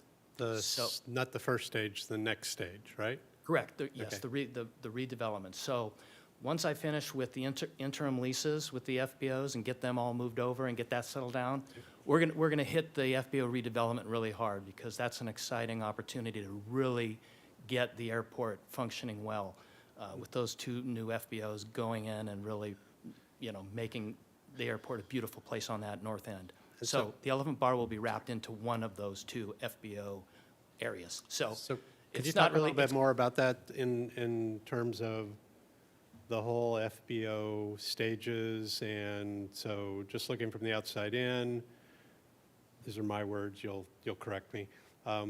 Atlantic is moving into essentially constructing a temporary facility for a period of time, and then everybody will move again and construct a permanent facility, right? That's correct. Okay. That's the So flow. why is that, and why is it happening that way? Well, of course, this was before me. However, the reason why Atlantic is moving north is because of the Southfield redevelopment. Okay. So that kind of pushed them out of that area. So we had to look for some place to put them. And so what we did is we kind of shrunk Signature and then gave some of their space to Atlantic to try to accommodate both of them as fairly as we possibly could. I would not say that they're super happy about it, but they're being very cooperative, and they've been great partners with us. And they're hoping to continue that in the future with these new redevelopments, so we're looking forward to that. And then what do you think the timeline is for the first stage to happen, get completed? Atlantic and Signature are holding hands not so happily together, and then embark on what would be the hopefully final destination for both the FBOs in all of our lifetimes. Right? It's great that you asked that question, because it is definitely a top priority for us. I think it's premature today to be able to tell you what that specific timeline is, but I will tell you that it is a priority for us this year, Brian and I, and I will look forward to being able to answer that question at a point in the near future, and I'll be glad to share that with you as soon as I get to the point where we have something definitive and concrete. I will remember that question. I know. Right. I know you'll come back and get me, won't you? I think that's it. Thank you, Mr. Mayor. Mr. Friedman. Thank you, Mr. Mayor. So I just want to start out, this might be an issue similar to what happened with the library, but on, say, slide 17, it says the airport department total expenditure by fund is 30.223 million, but yet on the online tool, there's a chart there that says the expenses are 26.756 million. And the same thing is slide 16 as well. The revenues are different than the, in the PowerPoint versus the slide. I think the online, it says 31 million in revenues, and on the PowerPoint, it says 28.47. Is that the same issue, or what am I reading wrong here? Councilmember Friedman. The big part of the difference is that the OpenGov doesn't include the transfers in and out between the funds. Oh, it's the okay, got it, the interdepartment services. That's what, kind of what, is that what we ran into last time? Yes, and I tried to present the budget here in the most familiar format that you're familiar with. Of course, we have the new system that we're trying to work with, and yeah, there's some discrepancies. The big part is they just will not show any transfers in and out, even though it's across the different fund groups. Got it. I just wanted that for clarification, because if the public is going online and they see this, they were talking a few $1 million here and there. Yes, And they make I up a get it, lot. it's the interdepartmental service fund, so it's technically not revenue coming in or expenditures, it's internal. Yes. Okay, just a couple more questions then. Under airport administration, it says that there are no grants in fiscal year '23, but we had some significant grants before. Let's see, which page were we on? Was that the 5-year? I can give you the, There we go. so on the online budget tool, let me Oh. pull it up here. Yeah, and this is just, I think we purposely omitted the grant revenues in this, for this purpose of this presentation on this. But we did get, for capital grants, we have, a large capital grants program with the FAA. And on top of that, we also received some COVID relief grants in fiscal 20, 21, and 22. Okay. I think that answers it, because I was looking at fiscal year '22, it was 6.3 million, and I assume that was the federal grants. That's And then went to correct. 0 this year, so I just wanted to make sure that we weren't missing any grants. It was one-time funding. Okay. One time, thank you. And then I just got 2 more questions. So under the marketing communications, it says there's execute a paid media ad program. And I'm just wondering, in terms of with our partnership with Visit Santa Barbara, is this in addition to, or is it working with Visit Santa Barbara? Because we give a lot to them, and they're very supportive of the airport and using the airport. So is this something that supplements what we're doing, or is this part of that, I think it's 1.2 million, if I recall, that we give to them, or even more now, but. So I'm just wondering where that is. Right, so Councilmember Friedman, in addition to the general fund support of Visit Santa Barbara, we partner with Visit Santa Barbara, and we invest in a marketing campaign. We have a consultant, the Hilltac Group that we work with, who provides a lot of marketing support for air service development at Santa Barbara Airport. And this is just specific for the airport that we're talking about? That's Whereas Visit correct. Santa Barbara is the whole 360 services of hospitality industry. Is that why we're separate from them? I just want to understand that we're not duplicating services that we're already paying them to do. I believe that it's separate because we are targeting a very specific sector with the air service. Okay. And then last question, it's another big project, so Mike hit up the FBO, so can you give us an update on the hangars project? I'm guessing I know which hangars you're talking about, the General Western Aero hangars. Yes. And for that update, I'm going to have Mr. Klinzing come up and give just a quick update, which is great timing because you will be seeing an item shortly. Yeah, Brian kind of stole my thunder there. So within the next couple months, we will be coming to council with a contract for a feasibility update. The last feasibility plan was in 2002, so quite a lot has happened in the past 20 years. But we'll be looking at restoring in place or relocating or also documenting and demolition. So we'll take all that into consideration with that contract. And if I recall, is it a hydrology study that needs to be performed? Is that currently being performed, or is that going to be part of this that's coming to council to authorize everything? So that'll be after this feasibility plan. The very first question will be structurally, how are the hangars able to be restored, or do they need to be relocated? Because it is in a floodway. But when you make those structural upgrades, it's going to change. It may build a flood wall. It may impact that floodway. So we need to figure out what improvements are needed first. So it's the improvements that are needed, then we do a hydrology study, and then we see if it's actually in the 100, is it 100 year, or is it more that we have to plan for now? It's in the floodway. We know that. And what we don't know, because it's a historic structure, there may be opportunity where you don't have to, if you were developing from scratch in the floodway, it's very restrictive what you can and can't do as a historic structure. We may be able to do a little bit less, but I don't know if it's a good idea to do less. So these are some of the things we need to sort out. We need to get some key questions answered because we know there's a strong interest in preserving these so that the community can continue to enjoy them into the future. These are some of the oldest structures related to aviation that exist. So we're trying to find, get answers to some of these key questions. And then there's going to be an important next phase, which will be finding key partners who are interested in thinking outside the box, because for us, it's in kind of an awkward area to make great use of that space from an airport operations standpoint. But there may be some really neat opportunities to partner with the community and come up with something that they would be able to enjoy more than if it's where it is now. It's part of the secure airport area. The average person just can't get in there.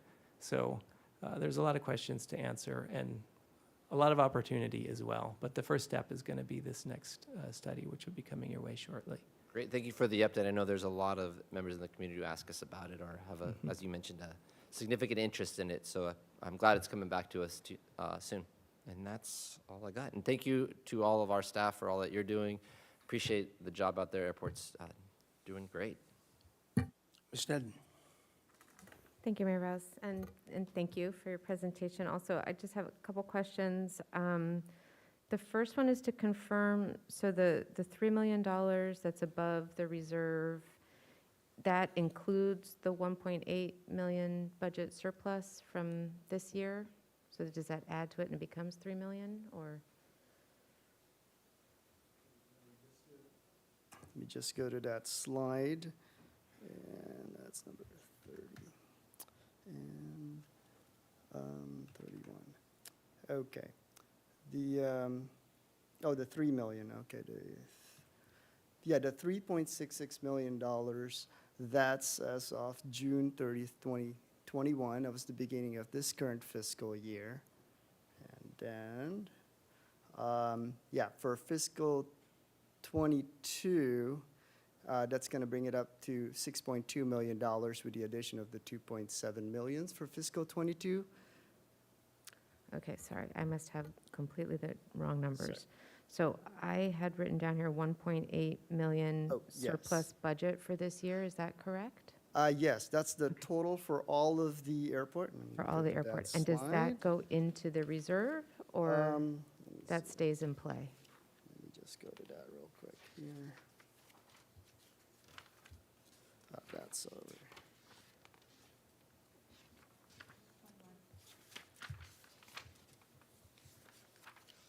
There it is.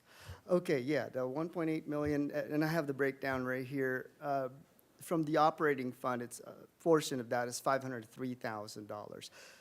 The large part, $1 million, is coming from the CFC fund, and that's just funding an already appropriated half of the Southfield redevelopment project.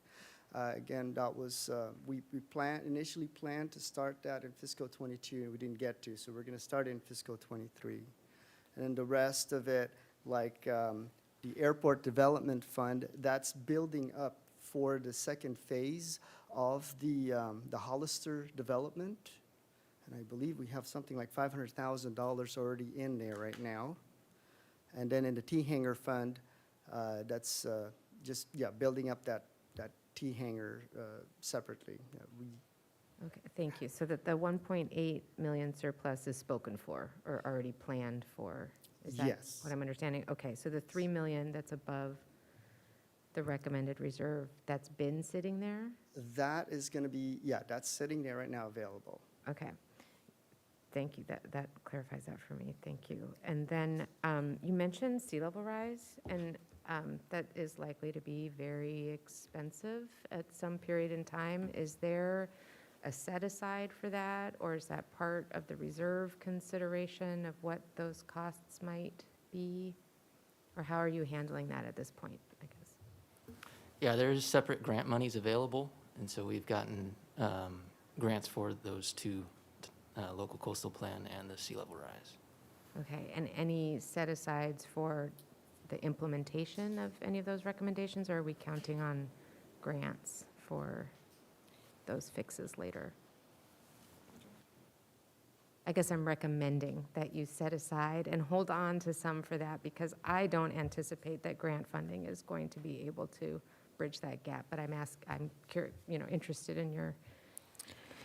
Mr. Mayor and Councilmember Snedden, that is a good recommendation, but unfortunately, we don't, at this point, have a good grasp on what those costs would be. We have an initial sea level rise study that was conducted in 2015. It made a few recommendations that we have built into our capital program that are basically to keep pace with sea level rise. It's a fairly crude gradual increase in elevation of our paved surfaces so that we can maintain the same separation from, minimize flooding, separation from the typical sea level rise, or its typical sea level.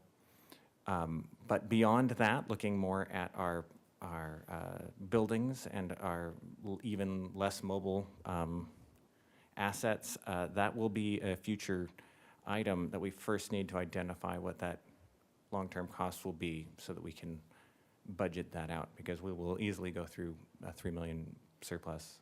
Oh, yes, easily. And so I'm wondering, when we did our sea level rise adaptation plan, part of that was the vulnerability assessment. Do you feel you'll need to do further vulnerability assessment, or is that already done to your satisfaction? Further analysis by infrastructure component is certainly necessary. Our storm drain system, for example, we have outfalls that are about 5 or 6 feet above sea level currently. And so that entire system just starts working less and, more and more slowly, and then fails completely with enough sea level rise. And at that point, we need to look at a completely different storm drain system. So that's an example of a component that we do not have well budgeted or programmed as of yet. With that, what that sea level response would be, I couldn't speak to at this point. Other components that we're looking at, like I said, we do periodic pavement lifts. Where airfield pavement lasts only about 10 to 15 years anyway. And so when we do pavement rehab, elevating it by only about 3 inches or so over the long term keeps us out of pace, ahead of the pace of sea level rise for this century at least. Okay. We don't know beyond that. Yeah, okay, thank you. I suppose I think there's several different departments that will be more impacted by sea level rise, and I'm imagining that yours is one of them. So before spending that $3 million too fast, I might hold on to it. I don't know. Question about PFAS in the water. Has that been a budgetary constraint for you, or is that something you need to be looking at? Councilmember Sneddon, we have funds currently allocated for that, and we are in the middle of an investigatory phase looking at soil and groundwater. Okay, thank you. And then, can I confirm, there aren't plans to further expand services? Are we sort of at capacity? Councilmember Sneddon, I think we're at capacity in the morning. There's no doubt about that. There are periods of the day when things do slow down, and if an airline approached us and wanted to add service, like Southwest is adding the Sacramento service, and it's in the middle of the morning, that works perfectly fine. We're able to accommodate that. So there is a limit to how many more flights can come and go, and we've hit that limit in the morning. There are little opportunities here and there, but I think I'm not anticipating, we're forecasting, what was that, 6% growth next year. So until we get the terminal expansion project up and built, there's not a lot of room for growth other than squeezing into some time slots where there isn't a lot of activity.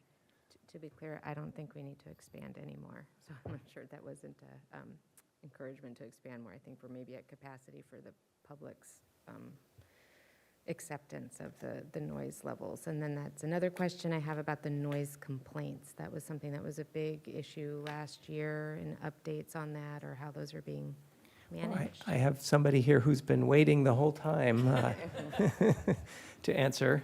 This is Greg Goodsell. He's one of our airport operations supervisors and spends the bulk of his time dealing with noise complaints.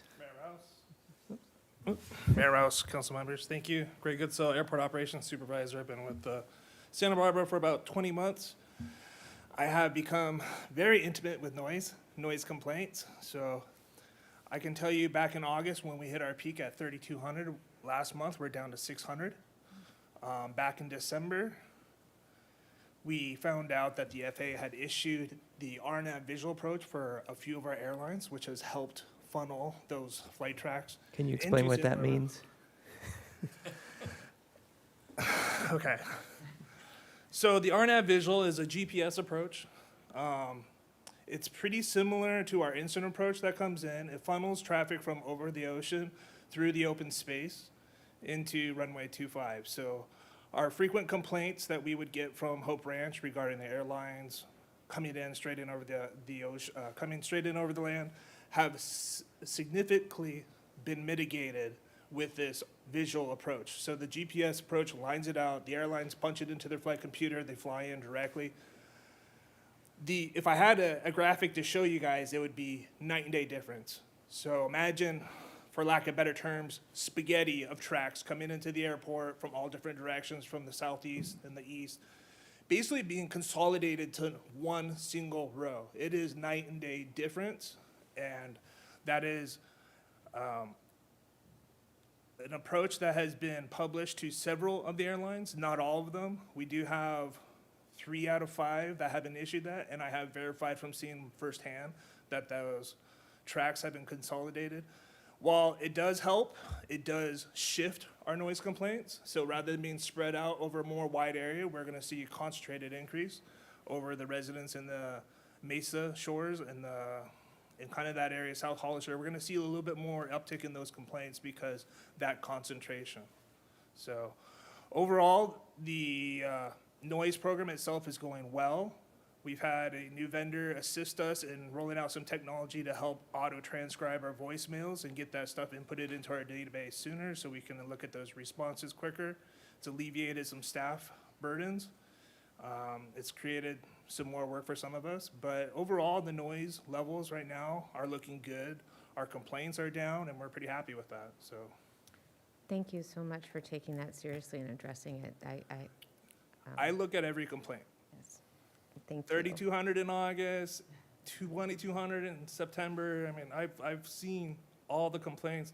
I can tell you firsthand, 60 to 75 of the complaints are all the top 10 households make up 75% of those. So on average, we have 100 distinct households a month that file complaints. So 10 of those households out of 100 make up the bulk of it. So we have a vocal minority, which is fine and expected as they have routine traffic and noise. So, but overall, like I said, the trend is going downwards. Thank you. Thank you for answering that. I think those are all of my questions. Thank you. All right, thanks very much.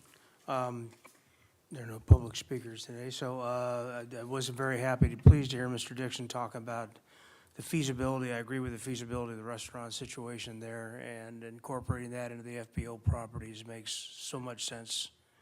And hopefully those will go apace pretty quickly, because that last piece of the airport master plan puzzle happens to be that side of the field, and getting it cleared out for our extra terminal space on the south side and getting that north side filled in will be fabulous. So I hope the FBO thing goes. I hope we get that update as quickly as you can possibly do it.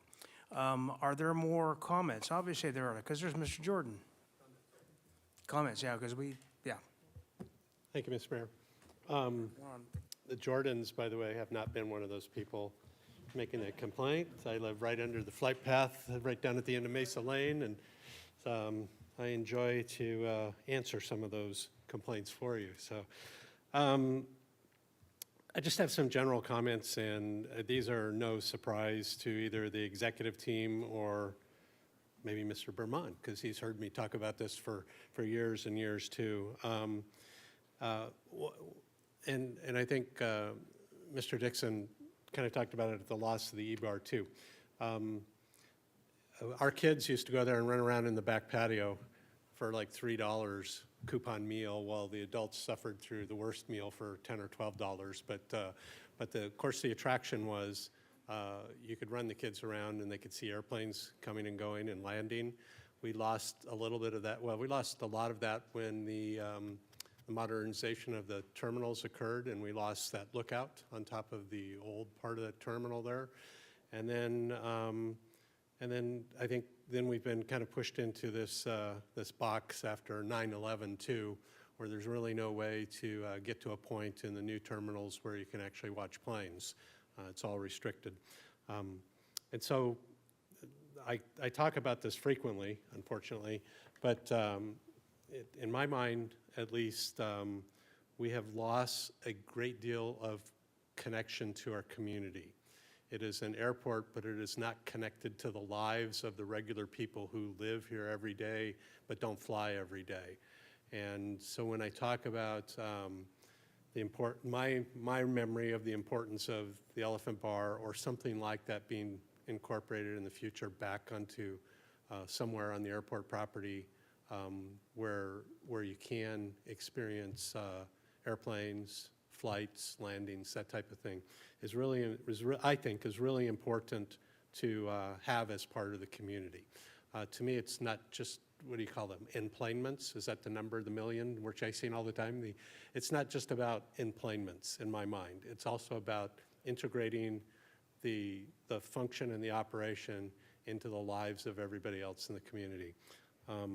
So you'll hear me on this year big time, because I'm interested in getting those FBO projects moving sooner rather than later.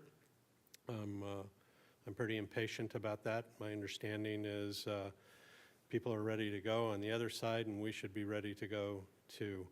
And then just a couple other observations. Mr. Brahmand will know this too. The Hollister corridor is such an underutilized and underdeveloped area. And, you know, I would hesitate, well, the word embarrassment is a little harsh, but it looks embarrassing for the city of Santa Barbara. The structures and the state they're in and the lack of use. All you have to do is drive off of Hollister a little bit and you see some like a modern building or direct relief or the SCE yard or that type of thing. And it is just a series of success stories waiting to happen. And I hope between the relocation and then the construction of the permanent FBOs, integration into something that the community can engage with, and improvements on that corridor, that we are really just looking hard at getting there as fast as we can. We're looking to that as a key part of our future, and we're working on getting there as fast as we can. And then just last, I don't run an airport. I'm not going to pretend I do. But also, in my mind, too, I'm the liaison to Visit Santa Barbara. And I was during the entire run-up to gaining Southwest, and then also the additional routes of Southwest. And I believe that it's crucial to continue to involve them as much as they want to be involved, not only in future plans, but also in the ongoing relationships with existing carriers and routes. It seems like today all we hear about is next week somebody's canceling a route. That's about all the notice anybody got. And an airplane's gone. They're repositioning airplanes and that's it. And to me, I'd make fun of engineers, but there's one in the building, so I'm not going to. Yeah. But to me, they are part of not being just an inside baseball conversation on the engineering of the airport, the structural security of the airport, the obvious watershed issues you have going out there, but how actually things work and get framed and engage with our partners that are the airlines. And we leverage them and we use them to the greatest degree that we can. So I would encourage you to do that. Thanks. Mr. Friedman. Thank you. I just, again, want to thank all of our staff. It's a big job to run the airport, and for all, I'm really pleased that the number of noise complaints has gone down, and that's encouraging, and that we're moving forward with the historic hangars and doing the feasibility study, because I know that's a big issue. And then planning for sea level rise. I think that will come with our master plan update that we're doing. There's a lot going on out at the airport, and we're very fortunate to have it. I read, I think it was in the online tool, that we are the busiest airport between Burbank and the Bay Area. So we have that, and that we're trying to capture more of that market share. And I think having Southwest come in has really made it more price point affordable to capture that. Versus before, it was always a lot more expensive to fly out of Santa Barbara versus going down to Burbank or LA. So to have that option locally here is great. So again, thanks for all your work, and looking forward to this year to come. There's a lot going on, and we're positioning ourselves and planning well for many of these projects that we need to do. So thank you. Ms. Sneddon. And thank you, Mayor Rouse. And in this budgetary season, it's really amazing to see a $1.8 million surplus. So way to go. I mean, that is incredible to see, incredible recovery. With that, I will say, I mean, really thank you for bringing Southwest. I think that that is an affordable option for so many people in a way that some other travel options aren't. So I think that's a really welcome service. I support the additional FTEs, the one for the custodial work, the one for the operations and law enforcement. I would like to still see the high COVID response. I think it's best that we keep that good record going, and I know there's a lot of concern about the number of people and the volumes and the increased volumes, and then what that means for community safety. So that's just my input there to keep that up, and I do support those FTEs. I hope this will be well received, but I hope that when you look at filling those positions, that you can consider more women on your team. It's from this perspective looking out, and I really applaud the leadership that's here, but I sure would like to see a little bit more of that in your operations. I'm also supporting the additional 0.5 FTE. That was sort of, I wasn't sure what it was earmarked for, but it seemed like to get you to your full operations. And then the preservation of the historic hangars and making those accessible. I think we've all been approached by private groups that want to work in partnership, and I'm not sure if they've had full meetings with you yet. I'm assuming that they have. I really like the ideas that they're having, and to what Councilmember Jordan was saying too. I also miss when there used to be the overlook or a way to watch the airplanes coming and going, and I realize there's safety concerns, but some of their plans include maybe moving the hangars, maybe where they are, but maybe an observation deck. So I know we're a long way out from anything like that, but I support that whole project, and if there's a way to move that forward, I think that could do a lot to sort of bring the community back in a safe way to the airport. I would just, that recommendation to keep sea level rise impacts sort of as an ongoing outlook in your budget, I think it might be prudent to do that even with all that's being done with grants. And thank you for really taking seriously the noise complaints and making those efforts. I think the public appreciates that. I'm sure you'll still be hearing them, but we have ourselves, I think, or heard it diminish quite a bit. So thank you for that. And thank you. All right, very good. And with that, we're adjourned. Thank you.